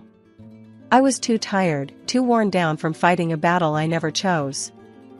I don't want to be a businesswoman, I said quietly, the truth finally spilling out.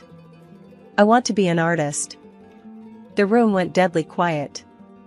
Dad, who had been silently brooding by the window, turned sharply.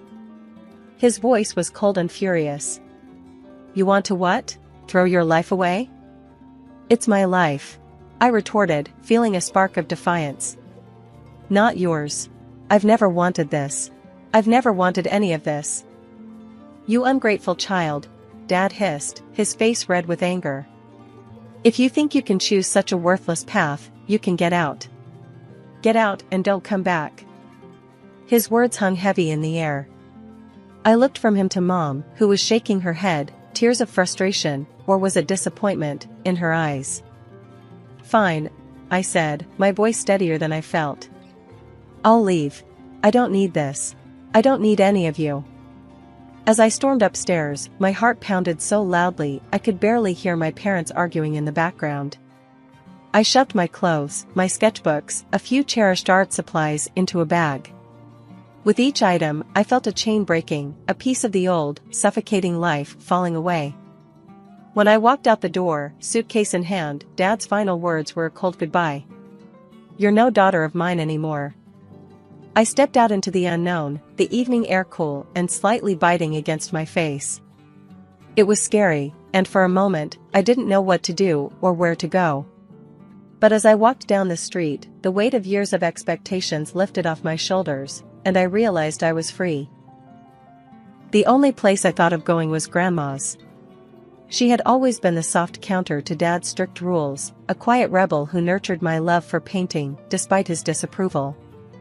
So, with my world turned upside down, I found myself dragging my suitcase up her garden path, the familiar scent of her rose bushes somehow reassuring.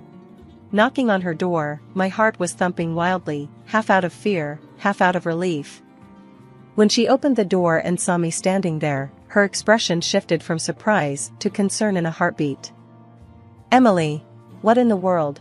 She didn't finish her sentence, just pulled me into a warm hug that smelled like vanilla and fabric softener. I left home, Grandma, I managed to say, my voice muffled against her shoulder. Come in, she ushered, leading me into the cozy kitchen where a kettle was already whistling on the stove. Once we were seated at her table, a cup of tea in front of each of us, I told her everything. How Dad had disowned me, how Mom just stood there, how I couldn't bear to live under their roof a moment longer. Grandma listened, her eyes softening with each word I spoke. You did what you had to do, dear, she said once I'd finished. And you'll always have a home here with me. Relief washed over me, the tension I'd been carrying dissipating slightly. Thank you, Grandma. I don't know what I would do without you. She reached across the table, squeezing my hand. Now, tell me about your plans. I know you, Emily. You must have a plan. Taking a deep breath, I shared my secret hope with her. I applied to the Institute of Arts. On the internet, quietly. I didn't tell Mom and Dad. Grandma's face broke into a wide smile. That's wonderful. Following your heart, that's my girl. The conversation shifted to lighter topics for a while, allowing me to breathe easier and feel momentarily carefree. But later that evening, as we were cleaning up after a dinner of her homemade lasagna, my phone buzzed with an email notification. I checked it, not expecting much. "It's from the Institute of Arts," I said, a knot forming in my stomach. Grandma dried her hands quickly and came over to stand beside me. "Well, open it, dear," she urged, her voice tinged with excitement.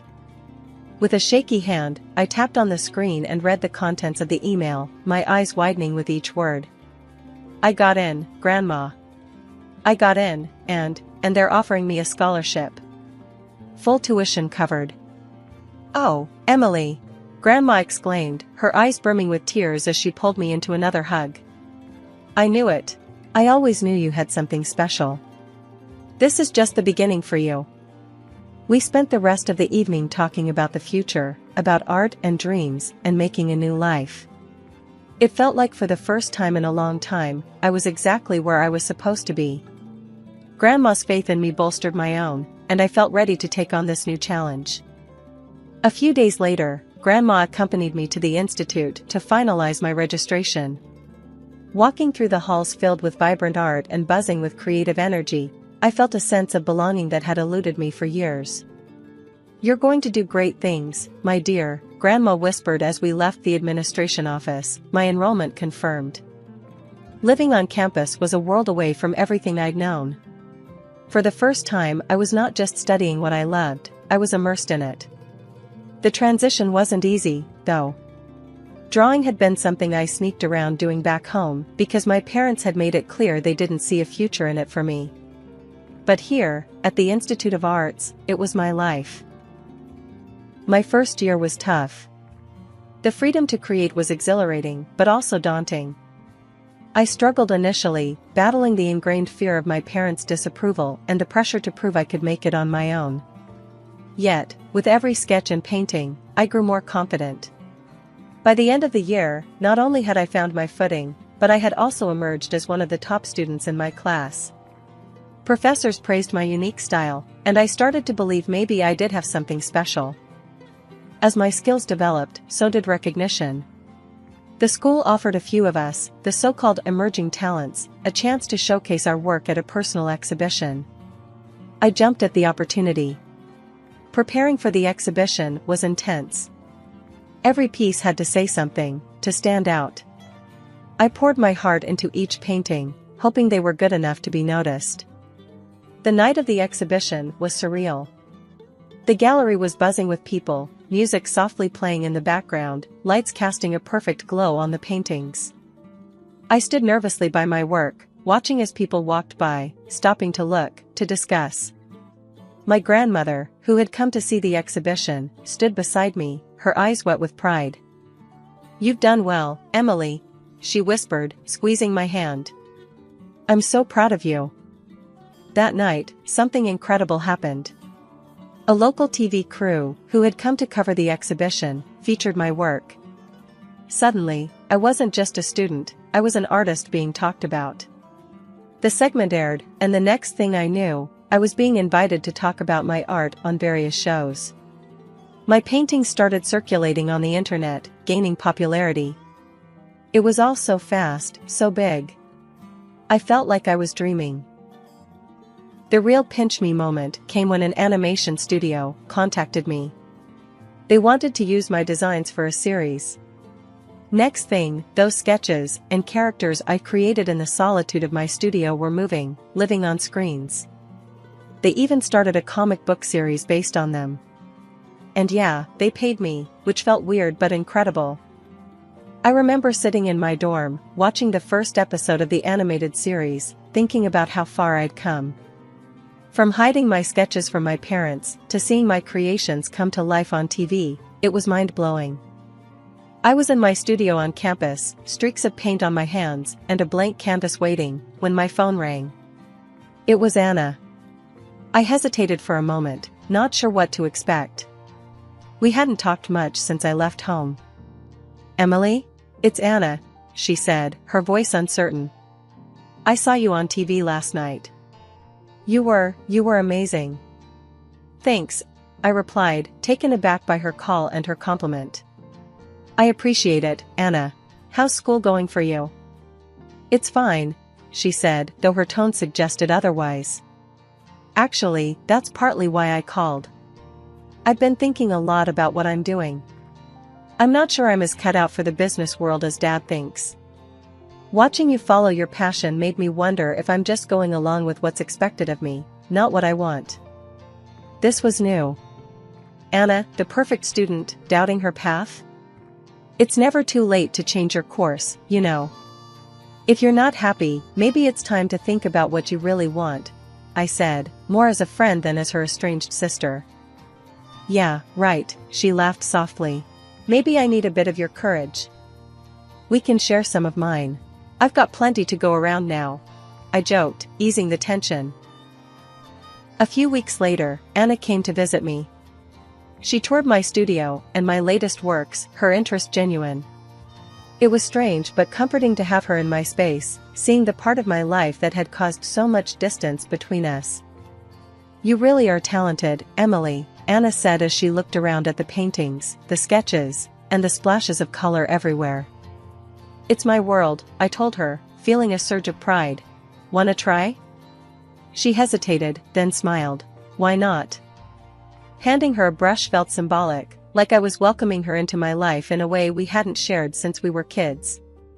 As Anna and I laughed over her crooked paint strokes, I realized that this recognition was all I had really wanted from the start. As our laughter died down, Anna's expression turned serious. You know, when Mom and Dad found out about your TV spot and the shows, they were furious. Dad said you're defaming the family name with your doodles. They really don't get it, Em. The words stung, but I wasn't surprised. Let them think what they want, I said, shrugging.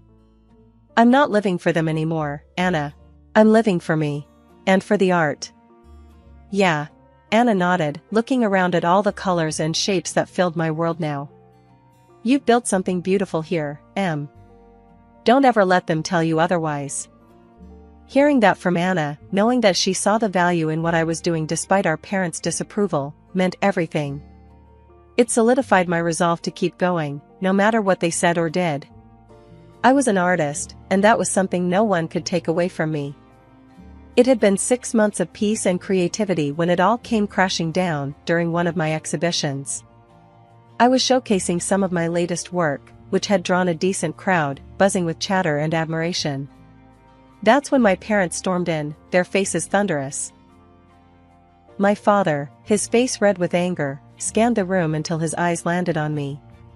Without hesitation, he marched over, my mother trailing behind him, her eyes darting nervously around the room.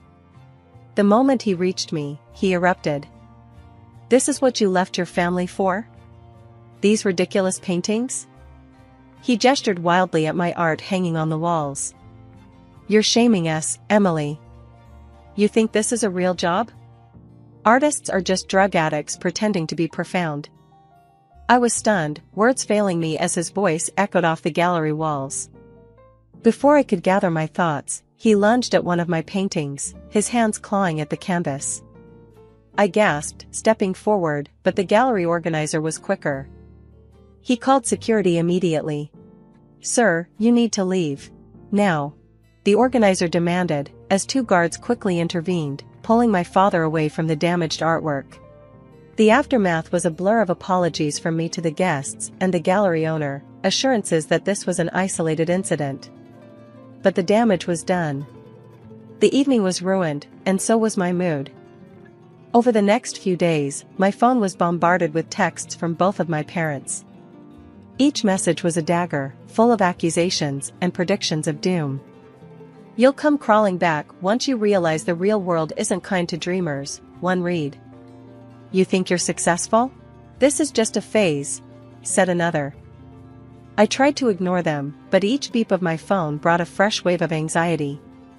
It wasn't until I received an email notification about the animated series based on my artwork that I found a sliver of vindication.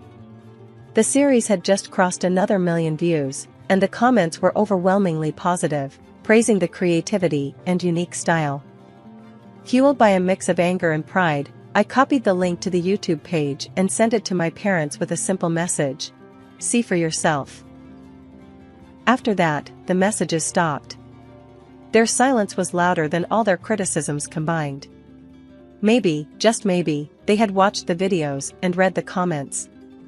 Perhaps they finally understood that my art was something real and valued by others, even if they couldn't see it themselves. 2 years had flown by when my sister Anna called me with news that shook our family to its core. Dad had lost his business due to a betrayal by a foreign partner, and they were financially ruined. They had to sell the house and move into a small apartment.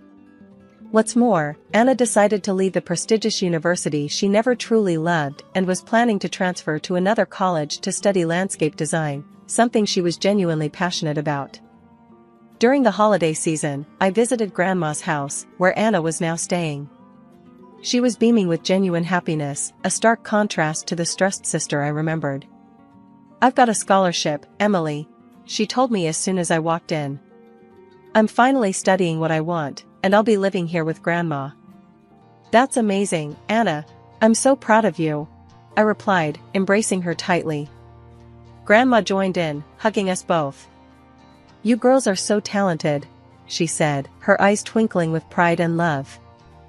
Over the next 3 years, my career as an artist flourished. My paintings were featured in top galleries across the country, and I managed to carve out a name for myself in the competitive art world. My work sold for substantial amounts, allowing me to live comfortably and continue pursuing my passion. However, the past has a way of catching up. One day, as I was setting up a new series of paintings in my studio, my parents walked in.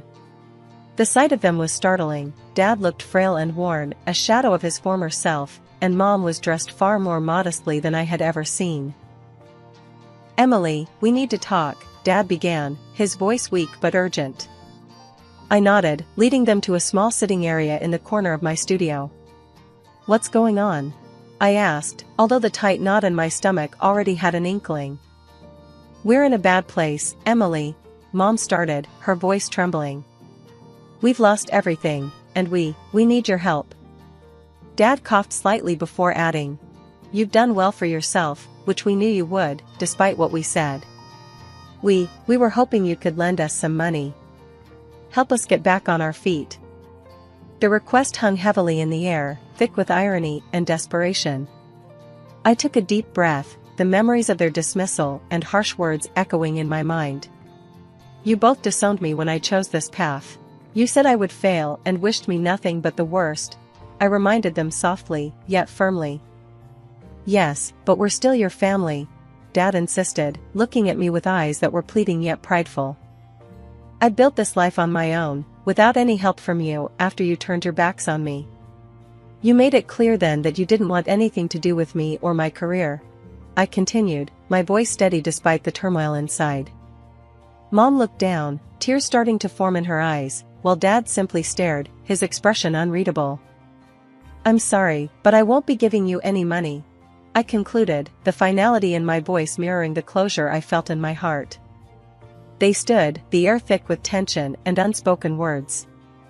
"We hope you reconsider, Emily," Mom said softly as they turned to leave. Watching them walk away, I felt a mixture of relief and sorrow. It was a difficult decision, but necessary to protect the life and boundaries I had fought so hard to establish. My name's Julie. Life threw me a curveball when I was just 9. Dad had been sick for a while, but I didn't really get what was happening until he was gone for good. One day he was there, the next day just an empty space at the dinner table. Mom didn't take long to fill that space. Within a few months, she brought home Frank. I guess loneliness hits hard and fast. Frank moved in like he owned the place, and it was clear he wasn't keen on having me around. "Julie, this is Frank. Frank, this is my daughter, Julie," Mom introduced us the day he moved in. His look was cold, like he'd rather be anywhere else, but here looking at me. "Hi," I managed, a bit shy, but trying to be polite. Frank just nodded, didn't even smile. He turned to Mom. "Sarah, can we talk about the living arrangements?"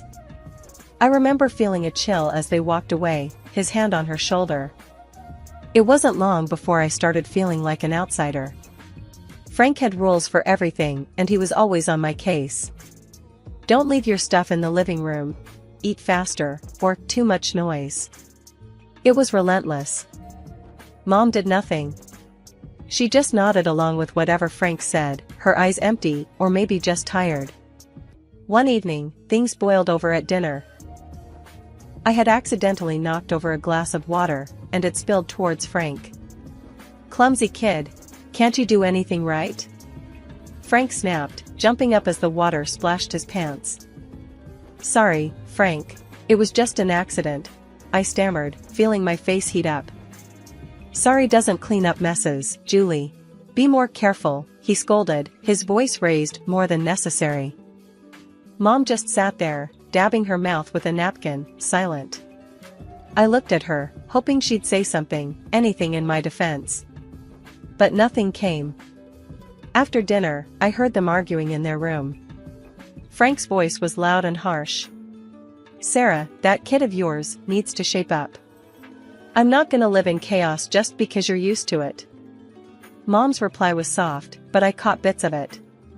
"Frank, please. She's just a child. She's still adjusting."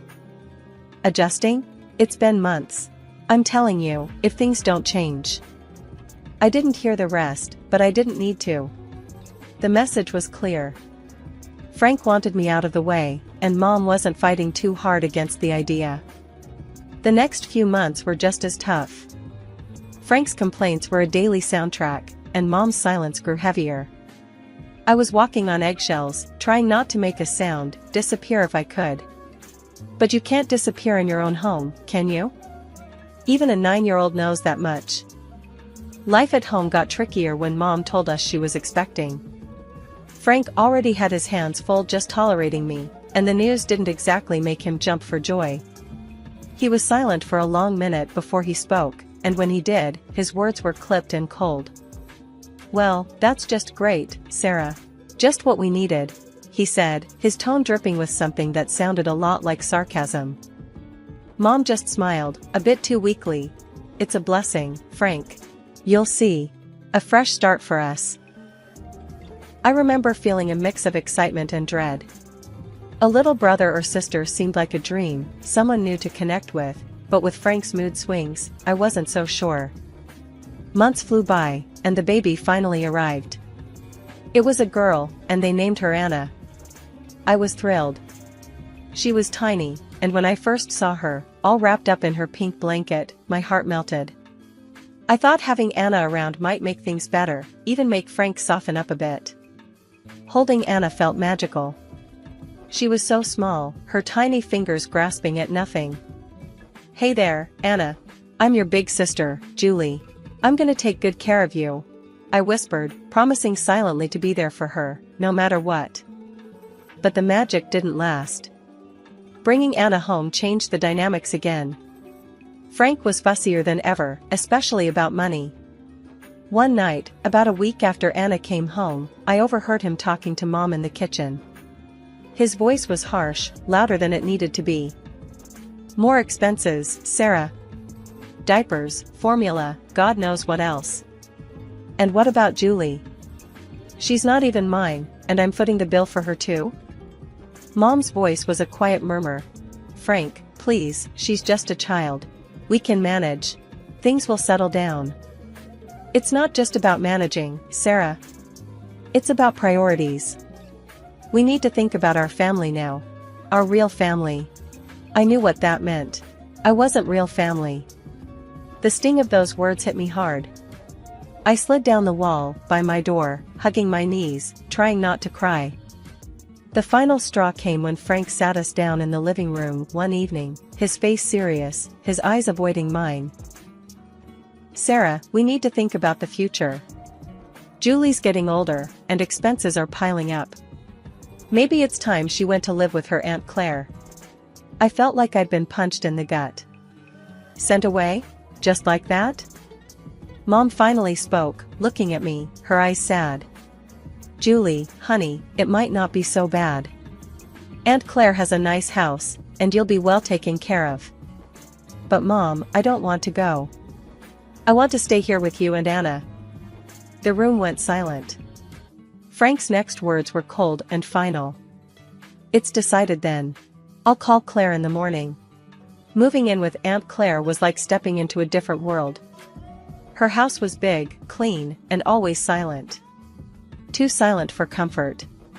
The first day I arrived, she laid down her laws like we were setting terms for a peace treaty after a long war. "You'll follow my rules under my roof, Julie.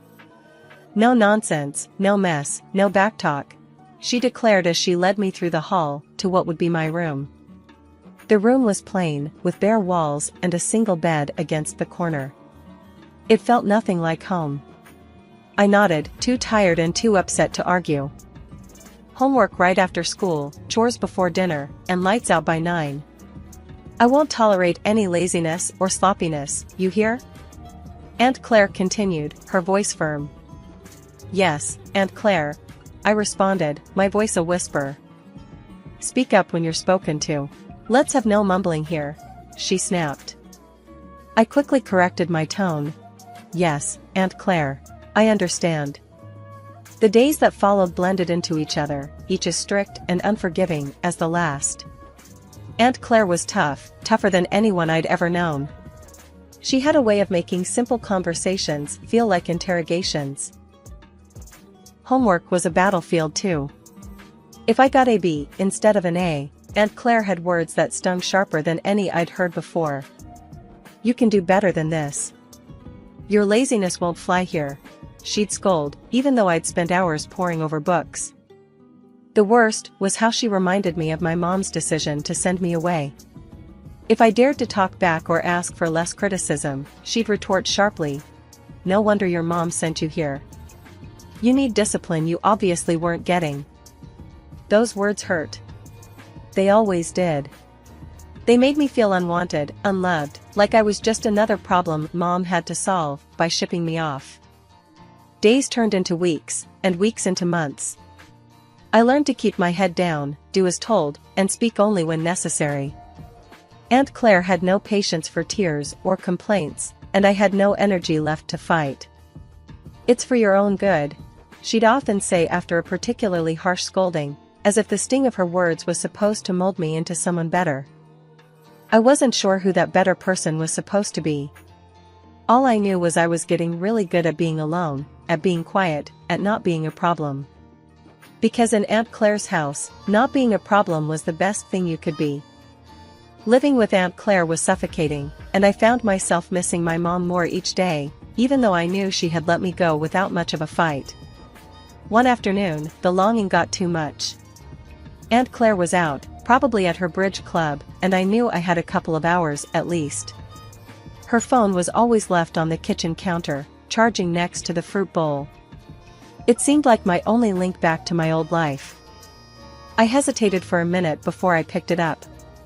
Dialing my mom's number was muscle memory. I hadn't forgotten it, maybe I never would. My heart was racing as I heard the phone ring. Once, twice, then her voice. "Hello? Mom? It's me, Julie." There was a pause, a breath maybe, then, "Julie, why are you calling?" I swallowed hard, my throat tight. "I just wanted to hear your voice." Another pause, longer this time. Then cold, hard, "You shouldn't have called." "But Mom." "Julie, listen to me. You need to stop this. I can't have you calling me." "But why?" "I miss you, Mom. I miss home. When can I come back?" Her voice was flat, emotionless as if she was discussing the weather. "You can't. That's done. Don't call here anymore." I couldn't believe what I was hearing. "Mom, please. Just don't, Julie. There's nothing here for you. Goodbye." She hung up, and the line went dead. The silence in the kitchen was deafening. I felt my hands shake as I put the phone back on the charger. The finality in her voice broke something in me. She didn't want me. She really didn't want me anymore. Tears blurred my vision as I stumbled to my room. I closed the door softly, not wanting to make any noise that might hint at my rebellion. I sat on the floor, my back against my bed, and let myself cry. The room felt smaller than ever, a box that was slowly closing in on me. About an hour later, I heard the front door open and close. Aunt Claire's voice called out. "Julie? You better have finished your chores." "Yes, Aunt Claire," I called back, wiping my eyes quickly with the back of my hand. I didn't want her to see any signs of weakness. Weakness was not tolerated here. I went to the kitchen to help with dinner as if nothing had happened, but inside, I was different. I felt emptier, more alone. Mom's voice, those final words, played over and over in my head. That night, Aunt Claire discovered the call log on her phone. Her face twisted into a scowl as she stormed into my room, her voice a harsh whisper that cut through the quiet. "So, you took my phone to call your mother? Thought you'd go behind my back?" I froze, the blood draining from my face. I just wanted to hear her voice. Aunt Claire laughed, a harsh, grating sound. "And what did that get you, huh? She doesn't want you, Julie. Even you can't deny it now." Her words were like ice, and I felt them chill me to the bone. She grabbed my arm, her grip tight and painful. "No more phone. No more pity parties. You're here because she doesn't want you. Remember that." The punishment was severe. More chores, stricter rules, and the cold shoulder from Aunt Claire, who made sure every day thereafter that I felt just how unwanted I was. Aunt Claire's house had become a prison, each day dragging, heavier than the last. It was clear I was nothing but a burden to her, a nuisance she tolerated only because she had to. But even that thin thread of obligation snapped one chilly morning a year into my stay. "You're packing your bags today, Julie," Aunt Claire announced over breakfast, her voice stern and final. I stared at her, spoon halfway to my mouth. "What? Why?" "Your mother stopped sending money." "No money, no reason to keep you here," she replied bluntly, sipping her coffee as if we were discussing something as trivial as the weather. I felt a cold dread settle in my stomach. "So, what happens to me now?" She shrugged, a cold, dismissive gesture. "Not my problem. You can go live with your grandmother. If she won't take you, then it's the orphanage." The thought of going to an orphanage terrified me, but the mention of Grandma sparked a tiny flicker of hope. I hadn't seen her since I was little, barely remembered her, but surely she wouldn't turn me away. Packing my bags felt surreal, like I was stripping away layers of my life at Aunt Claire's, each item a reminder of the year I'd lost. Aunt Claire drove me to Grandma's, the car ride silent except for the hum of the engine. We arrived at a modest house, smaller and cozier than Aunt Claire's imposing place. Grandma was waiting at the door, her expression unreadable. "This is Julie, your granddaughter," Aunt Claire said, not bothering with niceties. "I can't keep her anymore. Sarah stopped paying." Grandma looked me over, her eyes sharp but not unkind. "I see. Come in, Julie." Aunt Claire didn't linger. With a brief nod, she left, her duty discarded as easily as she'd disposed of me. Inside, Grandma's house was warm, filled with the scent of cinnamon and something sweet baking. It felt welcoming, a stark contrast to Aunt Claire's sterile environment. "You'll be staying in the guest room. I suppose we'll need to sort out some more permanent arrangements," Grandma said, leading me down the hall. The guest room was small, with a window overlooking the garden. It felt safe, a word I hadn't associated with a place in a long time. "Thank you, Grandma," I said, my voice low, still unsure of my welcome. She nodded. "We're family, Julie. You belong here more than anywhere else." Over the next few weeks, I adjusted to life with Grandma. It was different. She was strict, but there was a kindness to her rules, a gentleness in her reprimands. "You need to do your chores, Julie. Everyone contributes here," she would remind me, but her tone was patient, not harsh. "Yes, Grandma," I would respond, grateful for her fair approach. Living with Grandma, I began to heal. I found solace in the quiet routine of our days, the peaceful nights, and the steady rhythm of life that was so different from the chaos with Aunt Claire. The months rolled by, and on my 16th birthday, Grandma made a decision that would seal our bond forever. Over breakfast, she slid an envelope across the table to me. "Take a look at this, Julie," she said, her voice carrying a mix of seriousness and warmth. I opened the envelope, pulling out some official-looking papers. What's this? It's adoption papers, Julie. I want to adopt you. Make things official, so no one can ever make you feel unwanted again, she explained, watching me closely for my reaction. I felt a lump form in my throat. Really, Grandma? You mean it? Yes, I do. You're not just staying here, Julie. You're my family, and it's time we made that clear to everyone else too. A few weeks later, it was done. We went to court, and I officially became Julie Bennett, with a new sense of belonging that I had longed for since Mom sent me away. With Grandma's support, I started looking towards the future. She encouraged me to focus on my studies, particularly science, which had always fascinated me. You've got a sharp mind for it, Julie. You could go into medicine. How would you like that? She suggested one day as we were going over some of my school projects. I'd love that, Grandma. I want to help people, I replied, the idea taking root. Then it's settled. We'll get you into a good college program. I'll support you every step of the way, she declared, her determination clear. True to her word, Grandma was there for me throughout my high school years. She tutored me in math and science, using her old-school methods that were strict but effective. You need to understand the basics, Julie. Can't skip the foundation, she'd insist whenever I struggled with complex problems. I graduated with top marks, thanks to her unwavering support. Grandma then helped me navigate the daunting college applications process. When I got accepted into a medical college with a partial scholarship, she was as proud as if she'd received the acceptance herself. We'll manage the finances. Don't you worry about that, Grandma said when I fretted over the costs. You focus on your studies. Become the best doctor you can be. Medical school was tough, but fulfilling. I was drawn to oncology, the branch of medicine that dealt with cancer. It was hard, emotionally and intellectually, but it felt right, like I was exactly where I needed to be. I completed my degree, then my internship, and finally, my residency, each step a milestone that Grandma celebrated. You're making a real difference, Julie. I'm so proud of you, she'd say, her eyes shining with pride.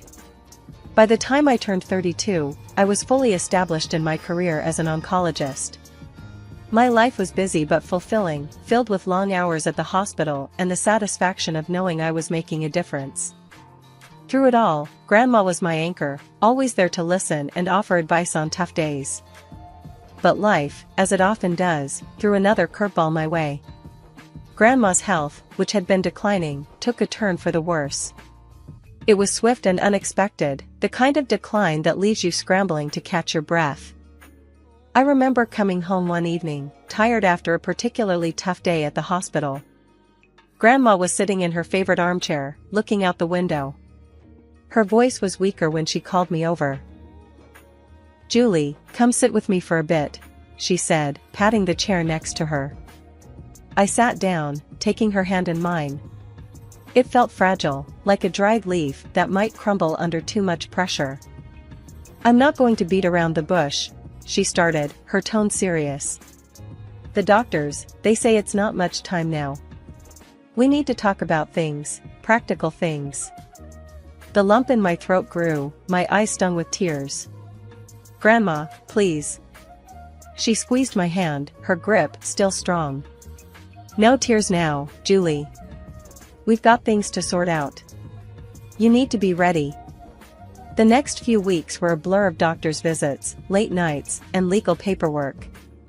Grandma wanted to ensure everything was in order for me, that there would be no complications with her estate or her wishes. When the end came, it was peaceful. Grandma passed away in her sleep, at home, just as she'd wanted. The emptiness her passing left was palpable, a silence in the house that was too heavy to bear at times. Planning the funeral was hard. I went through her address book, calling relatives and friends. The responses were polite, some even warm, but it became clear that not many would make the effort to come. My heart ached, not just for the loss of Grandma, but for the loneliness of this farewell. The funeral day was quiet, the chapel more empty than not. I stood there, feeling oddly detached as the priest spoke about life, loss, and legacy. It didn't take long after the funeral when the past I thought I'd left behind came knocking at my door. My mother, stepfather, and their daughter, who was now 20 years old, showed up unexpectedly. My mother didn't waste any time. "Julie, you need to share the inheritance your grandmother left you," she demanded, her tone entitled. I stared at them, disbelief mixing with anger. "You left me, remember? 20 years ago, you decided I was too much of a burden." My mother's face twisted into a sneer. "Ungrateful girl. Now you're a rich doctor with an inheritance. You owe us." I laughed, the sound bitter. "Grandma adopted me. Legally, you're nothing to me now." The shock on her face was almost comical. My stepfather, ever the bully, leaned in. "You're going to regret this, Julie." As they left, I slammed the door behind them, the click of the lock sounding unusually satisfying. Standing there, my back against the door, I felt a mix of relief and renewed determination. A few days after their first visit, I was at work when I got a call from a neighbor. "Julie, it looks like your family's at your house again. They've been bringing in furniture, looks like they're moving in or something." When I pulled into the driveway, the sight of their car parked out front made my stomach churn. I walked in to find my mother, stepfather, and stepsister unpacking boxes in the living room, acting as if they owned the place. "What are you doing?" I demanded, trying to keep my voice steady. My mother turned around, feigning surprise. "Oh, Julie. We're just settling in. After all, this is family property." "No, it's not. This is my house, legally left to me by Grandma. You need to leave. Now." My stepfather stepped forward, a smirk on his face. "Make us. We're family, and we deserve a part of this house." I could feel the rage bubbling inside me. "You haven't been family for over 20 years. You can't just come here and claim what's mine." My stepsister, watching from the side, finally piped up. "Come on, Julie, don't be so heartless. We're just asking for what's fair." "Fair?" I laughed, the sound sharp and bitter. "What's fair about abandoning a child? What's fair about only showing up when you think there's money to be had?" They had no answers, just scowls and muttered curses. "I'm calling the police," I declared, pulling out my phone. My mother tried to stop me. "You'll regret this, Julie. I've regretted knowing you for years. This is nothing new." I shot back as I dialed 911. The police arrived quickly. I explained the situation, showing them the legal documents proving my ownership of the house and Grandma's will. The officers were firm. "You need to leave," one of them told my mother and stepfather. "This property doesn't belong to you, and if you don't comply, you'll be removed forcibly." My stepfather glared at me, his anger clear, but there was nothing he could do. "This isn't over, Julie," he threatened as they gathered their things. "Oh, but it is," I replied, my tone cold and final. After they were gone, I walked through the house, through Grandma's house. Each room was filled with memories, each corner a testament to her love and the life she had built here, a life she had fought to pass on to me. Standing in her favorite spot by the window, I made a promise, not just to her, but to myself.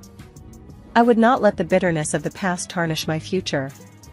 I had fought hard to become who I was, and I would continue to fight, to honor her legacy and the sacrifices she had made for me.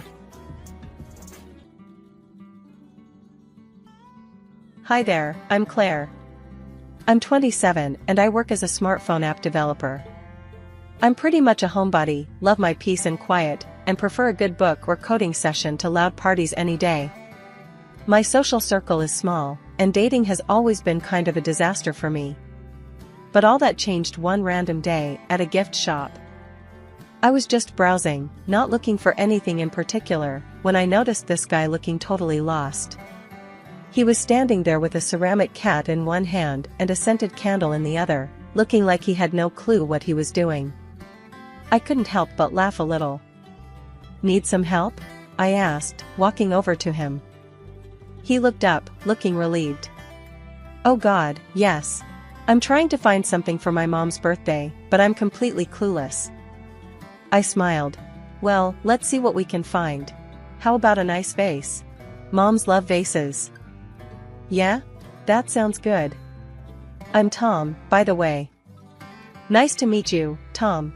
I'm Claire. We spent the next few minutes chatting and looking at different vases. Tom was funny, making jokes about his lack of shopping skills, and I found myself laughing more than I had in a long time. After we found a vase he liked, we went to the checkout counter together.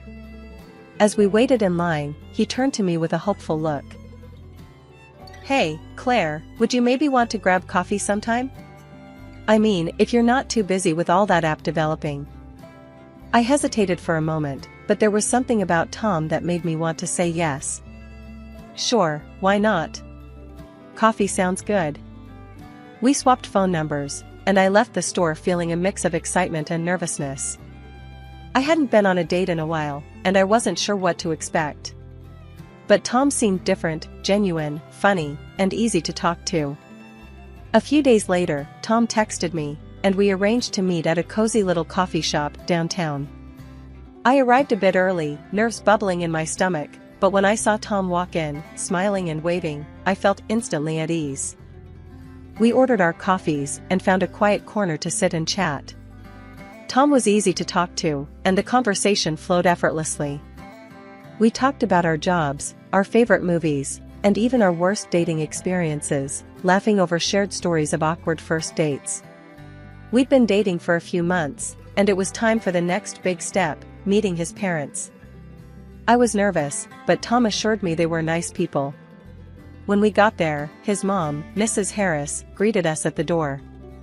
She was a stern-looking woman with a cane, her eyes sharp and assessing. Tom's dad, Mr. Harris, was sitting in an armchair, barely looking up from his newspaper. Mom, Dad, this is Claire, Tom introduced me with a big smile. Hello, dear, Mrs. Harris said, looking me up and down. Tom's told us a lot about you. Please, call me Evelyn. Come in, sit down. I sat on the edge of the couch, feeling like I was under a spotlight. Mr. Harris grunted a hello, but didn't say much else. So, Claire, Evelyn started. Tom tells us you work in tech? Yeah, I'm a smartphone app developer, I replied, hoping to keep things simple. Mr. Harris snorted from his chair. Playing with toys, huh? I forced a smile. Not quite. It's more about creating useful tools for people. Evelyn leaned in, her eyes narrowing. And how's the pay in that field? Decent, I hope? I felt my cheeks flush. It's good enough. I'm comfortable. Tom jumped in, trying to change the subject. Mom, Dad, Claire's got a beautiful house. She inherited it from her grandmother. Oh, really? Evelyn's eyebrows shot up. Where is it? It's not far from here. It's a cozy place, just the right size for me. Just then, Mr. Harris folded his newspaper and stood up. I'm going to check the garden, he muttered, leaving the room. We walked outside, and I felt some of the tension ease away. Tom's parents were definitely a bit intense, but I could handle it. As we strolled through the garden, Tom looked at me with concern. Sorry about my mom, he said quietly. She can be a bit much. It's okay, Tom. I can handle it, I replied, squeezing his hand. She just wants the best for you. We spent a bit more time in the garden before heading back inside. Evelyn was waiting, her eyes still sharp but less intense. Did you enjoy the garden, Claire? She asked. Yes, it's beautiful. You have a lovely home. Thank you, dear. We're very proud of it. We chatted a bit more, and I started to feel a bit more relaxed. It wasn't the easiest conversation, but it was a start. As we got ready to leave, Evelyn gave me a quick hug. Thank you for coming, Claire. It was nice to meet you. A few months after meeting Tom's parents, we decided to get married. We both agreed on a simple ceremony, nothing flashy. I never liked big weddings, and Tom was on board with that. His parents weren't too thrilled, but they went along with it. The wedding day was pretty low-key. We had it at a small park, just a handful of friends and family. I wore a simple dress, and Tom looked good in his suit. After the ceremony, we had a small reception at a nearby cafe. It was simple, just good food and close friends. Tom's parents were there, of course. Evelyn, his mom, looked around with a critical eye but seemed more relaxed than usual. "Congratulations, dear," Evelyn said, giving me a quick hug. "The ceremony was nice." "Thanks, Mrs. Harris. I'm glad you came," I replied, trying to keep things friendly. We mingled with our guests, keeping the atmosphere laid back. Our friends were cracking jokes and making toasts, and it was nice to see everyone enjoying themselves. We didn't have a traditional wedding cake, just a bunch of cupcakes for everyone. I picked out a chocolate one and took a bite. "These are good," I said, offering Tom a bite. "Yeah, they are," he agreed, getting frosting on his nose. As the night went on, I felt more relaxed and happy.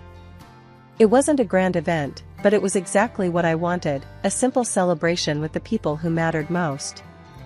At the end of the night, Tom and I said our goodbyes and headed to my house, which was now our home. The house was perfect for us, with ramps and low steps, designed for my late grandmother's comfort. As we walked in, Tom's mom, Evelyn, looked around with a gleam in her eye. "This house is very convenient, Claire. Perfect for someone like me," she said, giving me a meaningful look. "Yeah, it's been great," I replied, feeling a bit uneasy. Evelyn kept looking around, clearly impressed. "This place is really something. Your grandmother must have been quite thoughtful." As the evening wound down, I couldn't shake the feeling that Evelyn had plans of her own. But for now, I focused on starting my new life with Tom, hoping for the best. So, things had been pretty smooth after the wedding. Tom and I were settling into our routine when everything took a sharp turn. It all started one evening when his parents came over for dinner. Evelyn, Tom's mom, was looking around the house with that same gleam in her eye. "It must be hard for you two to keep up with such a big house." I shrugged, not sure where this was going. "We manage. It's not too bad." Later, as we sat down to dinner, Evelyn dropped the bombshell. "Claire, Tom, I've been thinking. My house is just too difficult for me to navigate. I think it would be best if I moved in here." I almost choked on my food. "Move in here? With us?" "Yes," she said, as if it was the most obvious thing in the world. "It's just so much easier for me here." I looked at Tom, expecting him to say something, but he just nodded. "Mom has a point, Claire. It would be easier for her." I couldn't believe it.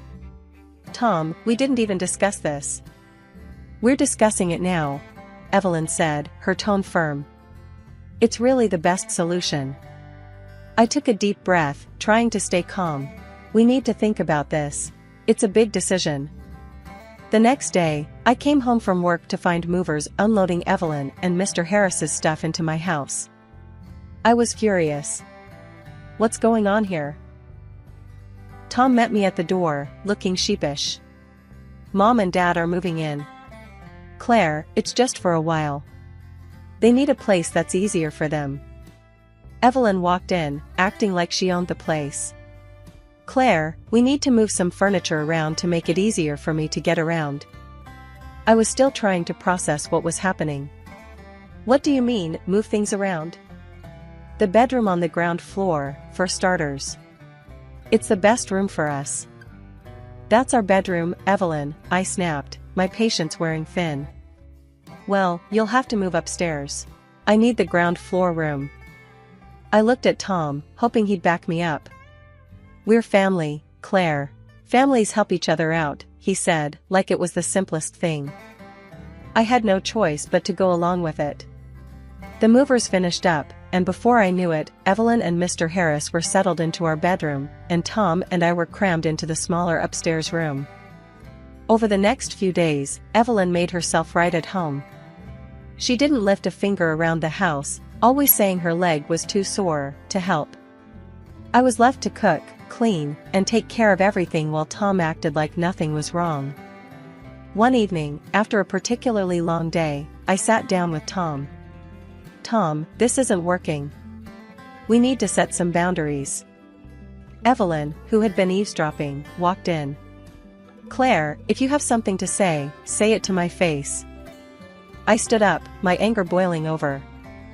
"Fine. You're taking over my house, Evelyn. You need to help out more around here." Evelyn's face hardened. "I'm a guest here, Claire. I shouldn't have to lift a finger." I stormed upstairs, feeling trapped and frustrated. My house didn't feel like my home anymore, and I didn't know how to fix it. The invasion had begun, and I was stuck in the middle, trying to hold on to the life I had built. After Evelyn and Mr. Harris moved in, my life turned upside down. I was used to my space and routine, but now everything revolved around them. I was even forced to switch to working from home for a whole month to establish a normal life. Every morning, I'd wake up early to make breakfast. Evelyn always had a list of specific things she wanted. "Claire, I need my tea a certain way. Make sure it's not too hot, and don't forget the lemon," she'd say, her voice carrying from the kitchen. After breakfast, I'd clean up the kitchen while Evelyn watched her morning shows. "Claire, can you turn up the volume? My hearing isn't what it used to be," she'd call out. Once the kitchen was clean, I'd try to get some work done. I'd set up my laptop in the small upstairs room Tom and I now shared. But it was hard to focus with the TV blasting downstairs and Evelyn calling for me every few minutes. I'd run up and down the stairs all day, trying to keep everyone happy. It was exhausting. I felt like I was losing my mind, trying to juggle my job and their constant demands. One afternoon, I finally snapped.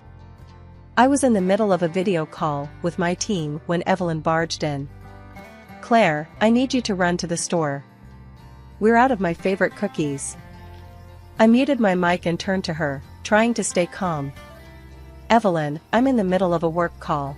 Can it wait?" "No, it can't.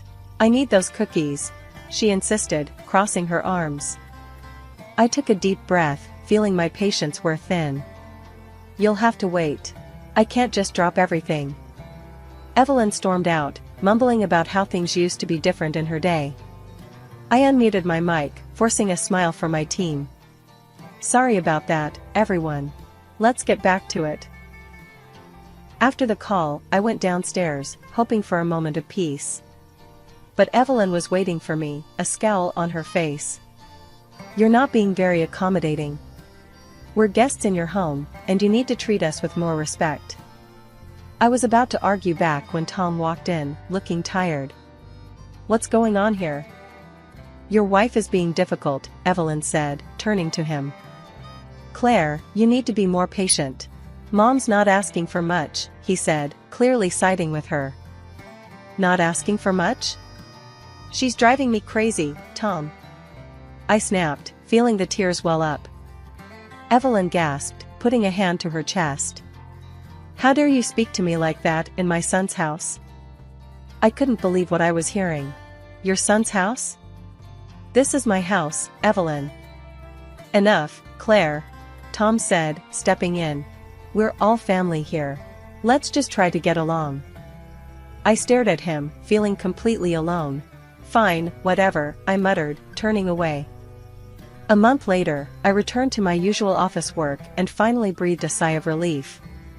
Unfortunately, this did not free me from household chores. I'm really tired. Life at home had become a real mess after my return to the office. Every day was a struggle with Evelyn and Mr. Harris, constantly needing something.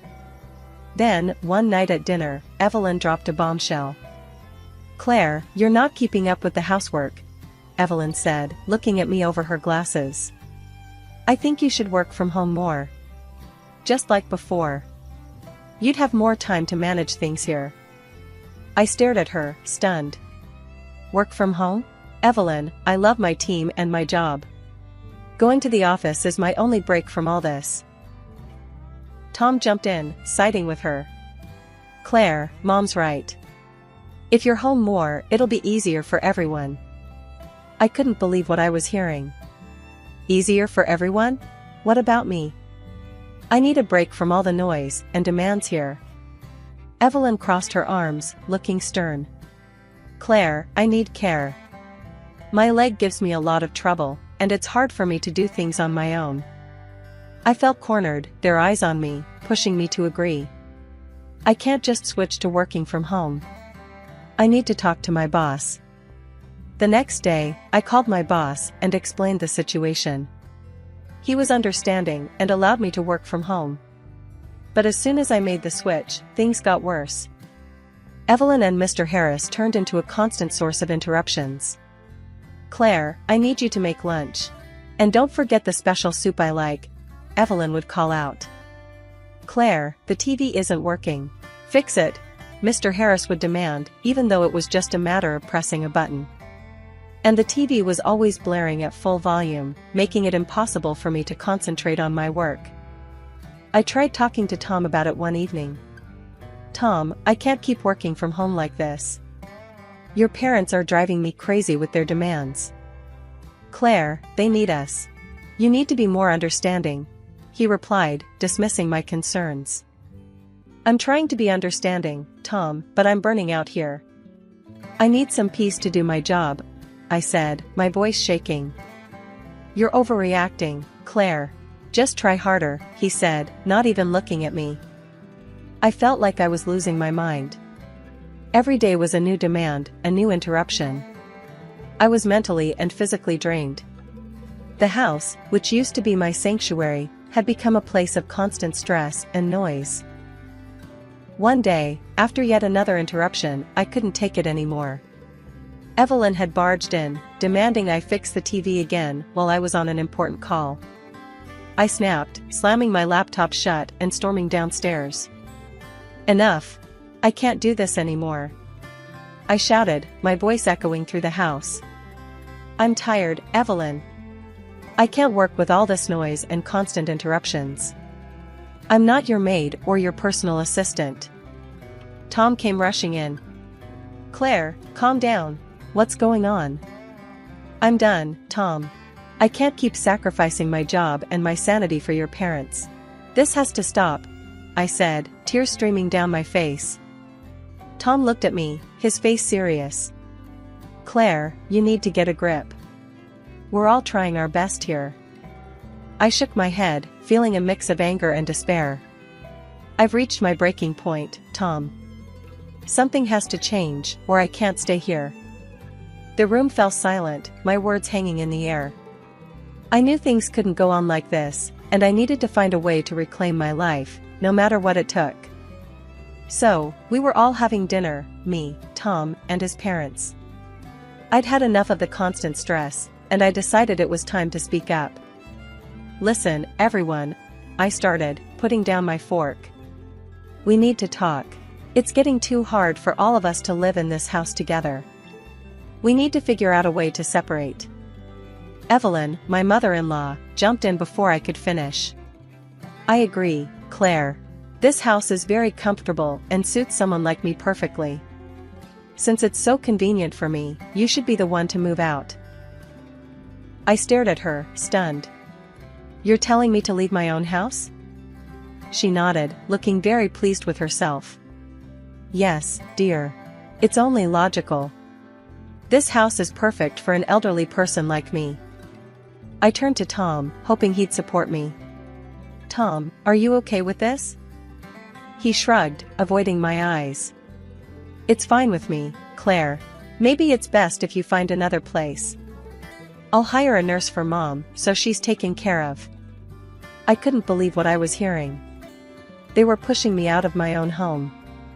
I realized then that Tom and his parents were taking advantage of me and trying to drive me out. I got up from the table, feeling a strange calm wash over me. All right then, I said, smiling. I picked up my phone and dialed the movers. Evelyn and Mr. Harris exchanged pleased looks, thinking I was leaving. Good decision, Claire. It's better this way, Evelyn said, almost smugly.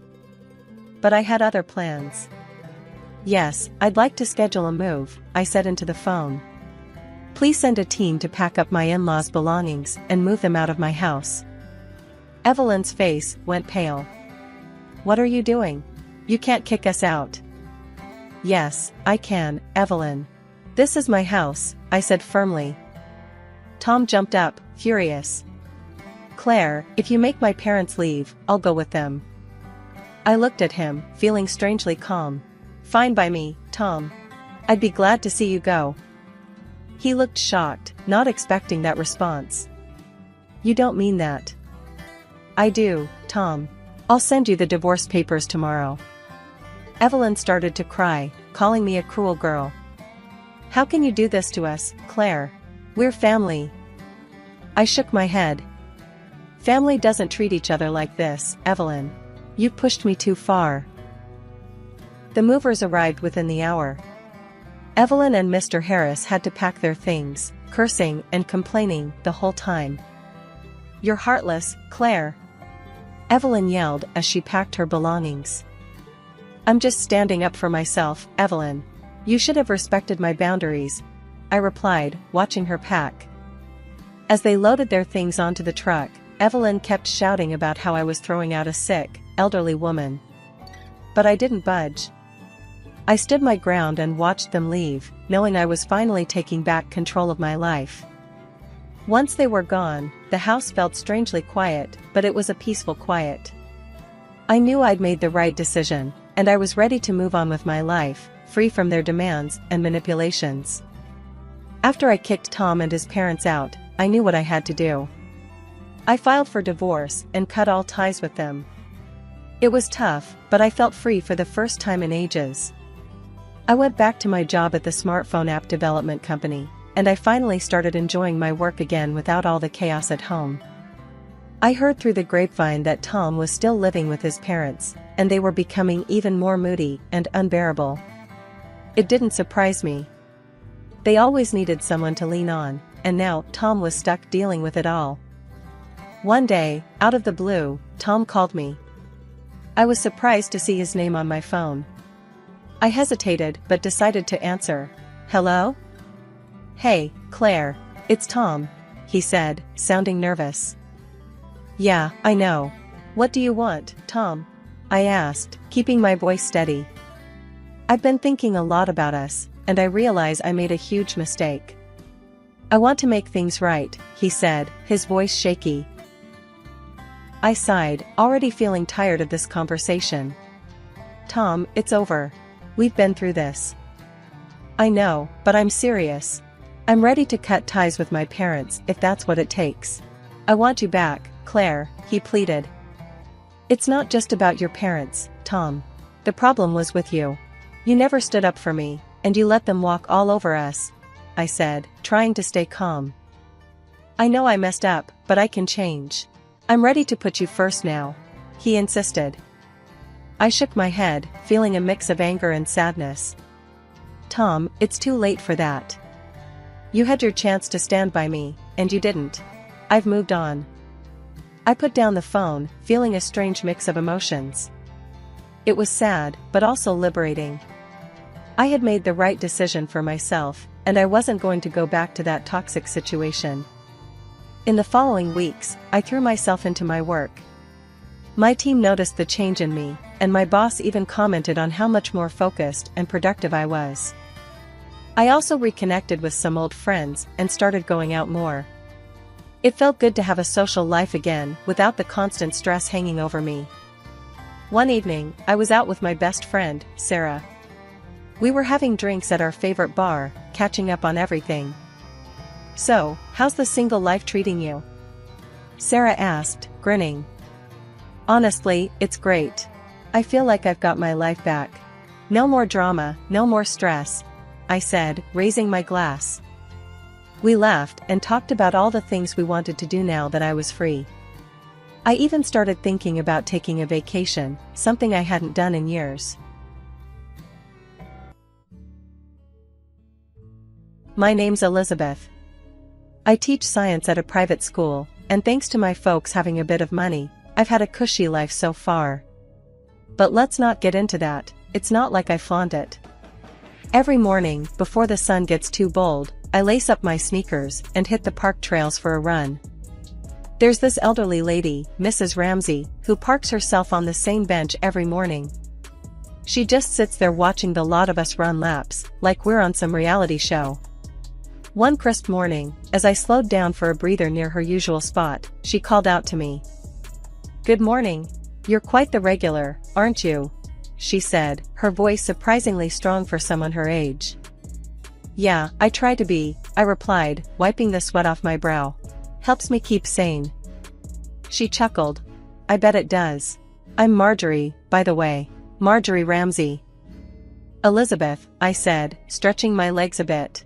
"Nice to meet you, Marjorie." Marjorie patted the spot next to her. "Mind if I give you some company while you catch your breath?"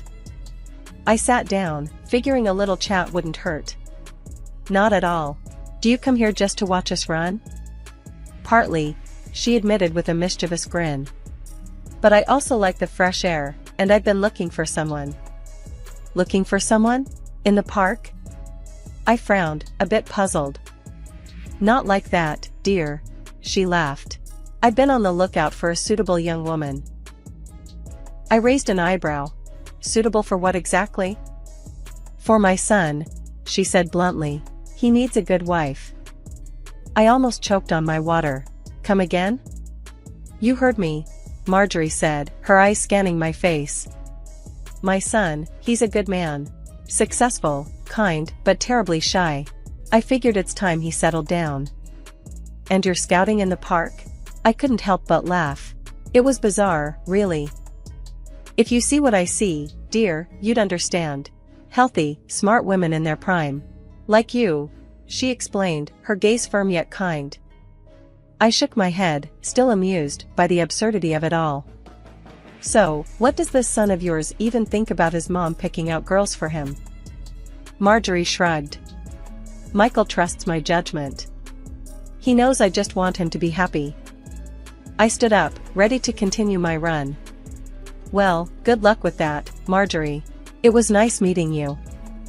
As I jogged away, her words lingered in my mind. It was definitely one of the weirder conversations I'd had. Little did I know, that wouldn't be the last I'd hear from Marjorie Ramsey or her mysterious son. Curiosity got the best of me. After that strange chat with Marjorie about her son needing a wife, I couldn't shake off the peculiarity of it all. A month passed since our park bench recruitment session, and I received a casual invitation for dinner at her place. "Just a friendly dinner, with a bit of family," her message said. Why I agreed, I'll never know. Maybe I was just looking for a story to laugh about later with my friends.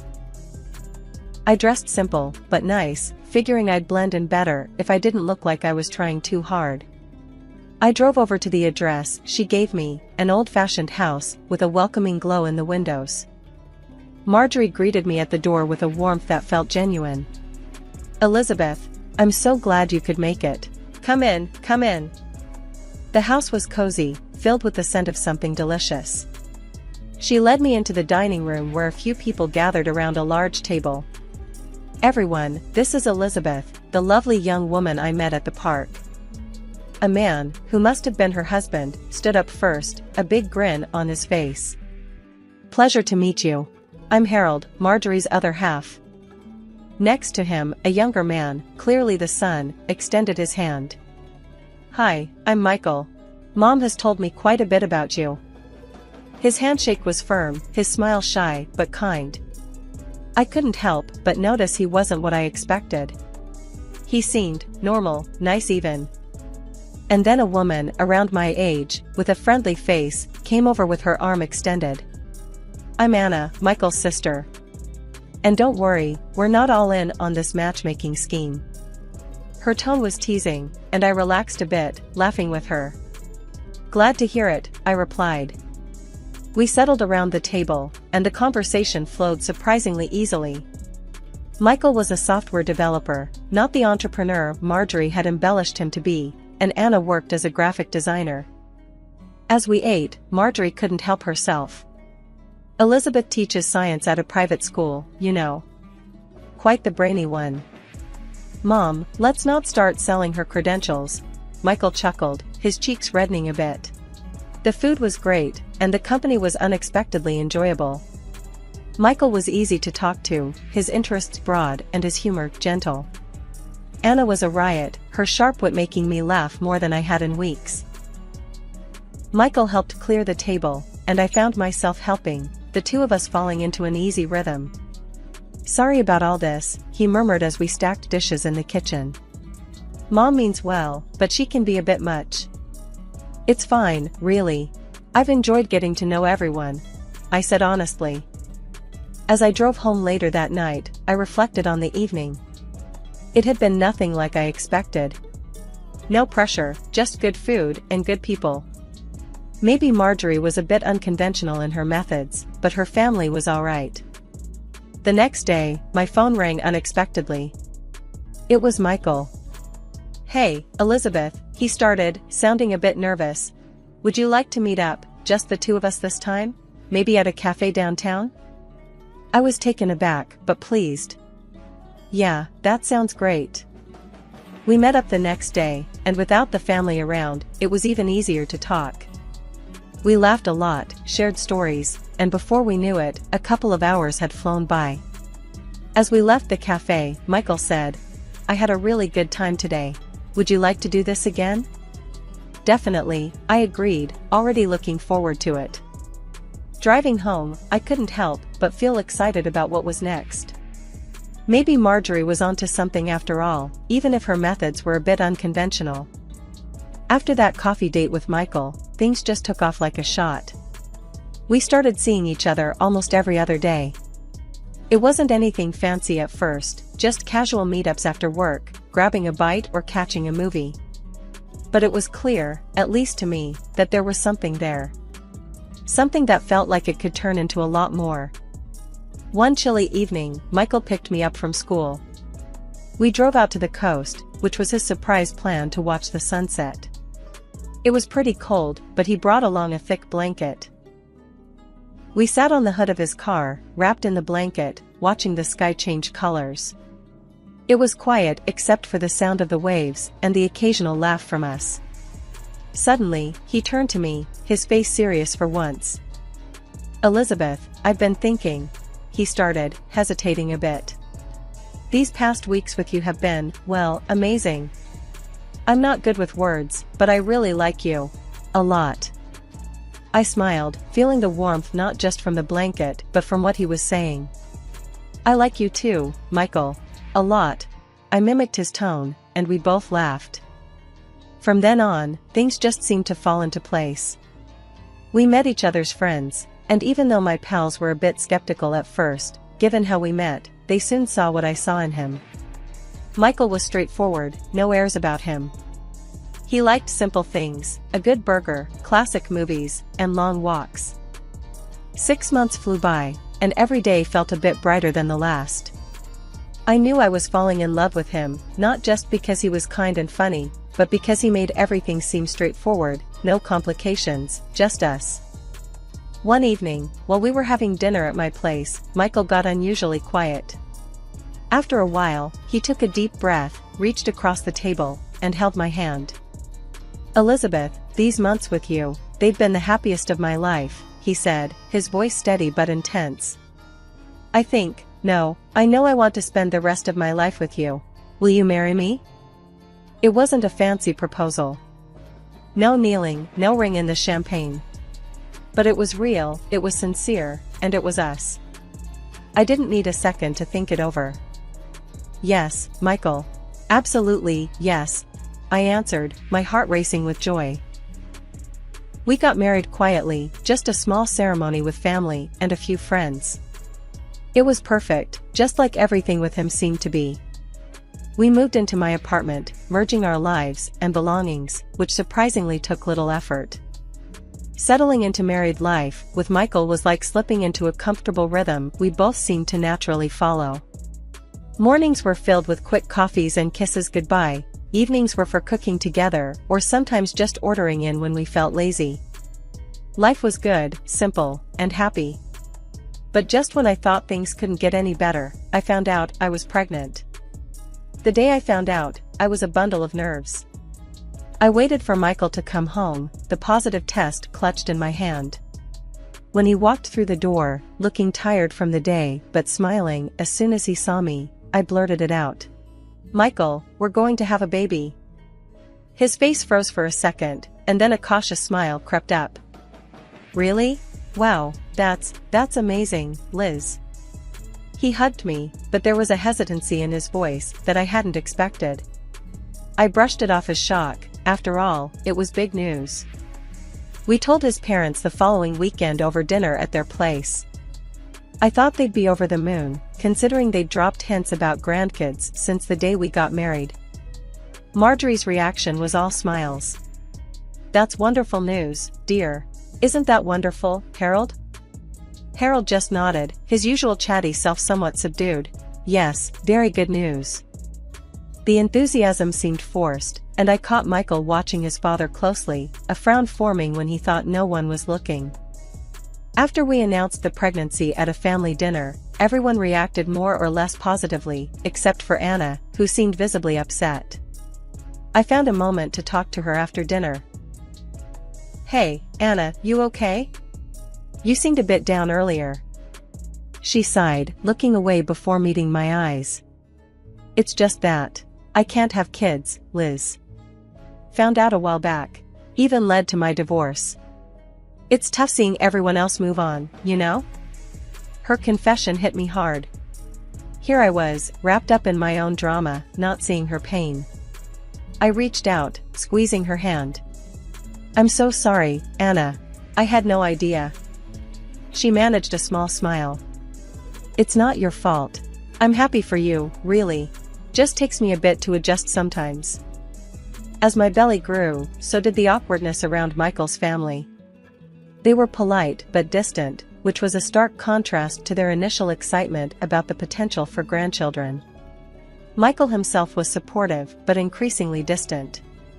His once warm cuddles now felt like he was holding back. Things got weirder with his parents too. The usual Sunday dinners became less frequent, and when we did go, Marjorie and Harold hardly asked about the pregnancy. They talked about everything else, Anna's new job, Harold's golf games, even the neighbor's landscaping, anything but the upcoming grandchild. During one particularly tense visit, I overheard Marjorie whispering to Michael in the kitchen. "Make sure everything's ready for the baby." Michael's reply was low, but I caught the tail end of it. "I know, Mom. I'm on top of it." What was there to be on top of? His vague, cryptic responses and the lack of enthusiasm were starting to wear me down. Giving birth to my son was the most surreal experience of my life. There he was, this perfect little human that Michael and I created, and he was all ours. But the bliss of becoming a mother got a rude awakening the very next day. It was early morning, not long after the nurses had shifted shifts, when one of them came into my room. She looked around quickly, a bit too nervously for a regular checkup. "I need to take him for some special procedures," she muttered, reaching for my son's crib. "Special procedures?" I echoed, my voice hoarse from exhaustion. "What kind of procedures?" No one mentioned anything about taking him away. She paused, her hands hovering over my baby. "It's just routine, ma'am. We need to run a few tests." I reached out, my instinct screaming at me to keep my baby close. "I'd like to see some kind of order for that." "Can you bring me the paperwork?" I asked, trying to keep my tone steady. The nurse blinked, taken aback.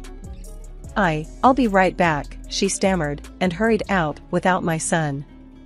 Something about that interaction didn't sit right with me. I pressed the call button for another nurse, wanting more answers, but before anyone came, the shift changed, and the atmosphere seemed to calm down. That night, however, the same nurse returned. It was late, the dim lights in my hospital room casting long shadows. She didn't see that I was still awake, my eyes barely closed. In her arms was another baby, not mine, and she was tiptoeing towards my son's crib. Adrenaline shot through me. Ignoring the pain in my body, I got up and confronted her. "What are you doing? Who's that child?" The nurse jumped, nearly dropping the infant she held. I got the rooms mixed up," she stammered, her face pale. Rooms mixed up? Really? Twice in one day with the same baby? I snapped, my heart racing. The baby in her arms began to cry, and the nurse quickly turned and left, almost running from my room. I was left shaking, clutching my son to my chest, too scared to let him go even for a second. Come morning, the whole incident felt like a nightmare. I called my mom, recounting the events, my voice trembling. Sweetheart, it's probably just your hormones going wild. You just had a baby, it's normal to feel overprotective, she soothed. Was I being paranoid? No, something was wrong, but my exhausted mind struggled to piece it together. Later that day, I was discharged and went home. Michael was there, waiting for us. His reaction, however, was not what I expected. He looked at our son, his expression unreadable and distant. Isn't he perfect? I tried to break the ice, handing our son to him. Yeah, sure, Michael responded flatly, his interaction lacking any warmth. I watched, a sinking feeling in my gut, as he handed our son back to me much too quickly. I've got to catch up on some work, he muttered and disappeared into his home office. It's been a year since I brought my son into this world, a year that should have been filled with shared smiles and family warmth. Instead, it's been the most confusing and cold period of my life. Michael, who once promised to stand by me through everything, now spends most of his time at work. When he is home, it's like he's just a shadow passing through our lives, barely noticing his own son. The change wasn't sudden. It crept up on us, gradually, like a slow-moving storm cloud. I noticed it first when, despite all the excitement of his parents about having a grandson, they lost interest almost immediately after he was born. Their enthusiasm shifted in ways I couldn't understand. One afternoon, Anna, Michael's sister, dropped by with a toddler. She was glowing with a new kind of joy. I adopted him, she told me, her eyes lighting up. Mom suggested I look into adoption, and well, here he is. She introduced me to a bright-eyed little boy, who clung to her with shy curiosity. I was happy for her, truly, but I couldn't help but notice the lavish attention her son received from my in-laws. Toys, clothes, endless visits, Anna's son received everything. And my son? It was as if he didn't exist in their world. Michael didn't seem bothered by his parents' blatant favoritism. He spent whatever little time he had at home talking to Anna about her son, completely ignoring our child who yearned for just a fraction of that attention. I tried talking to Michael about it. One evening, after another dinner where Michael had excused himself early to work, I confronted him. Michael, we need to talk.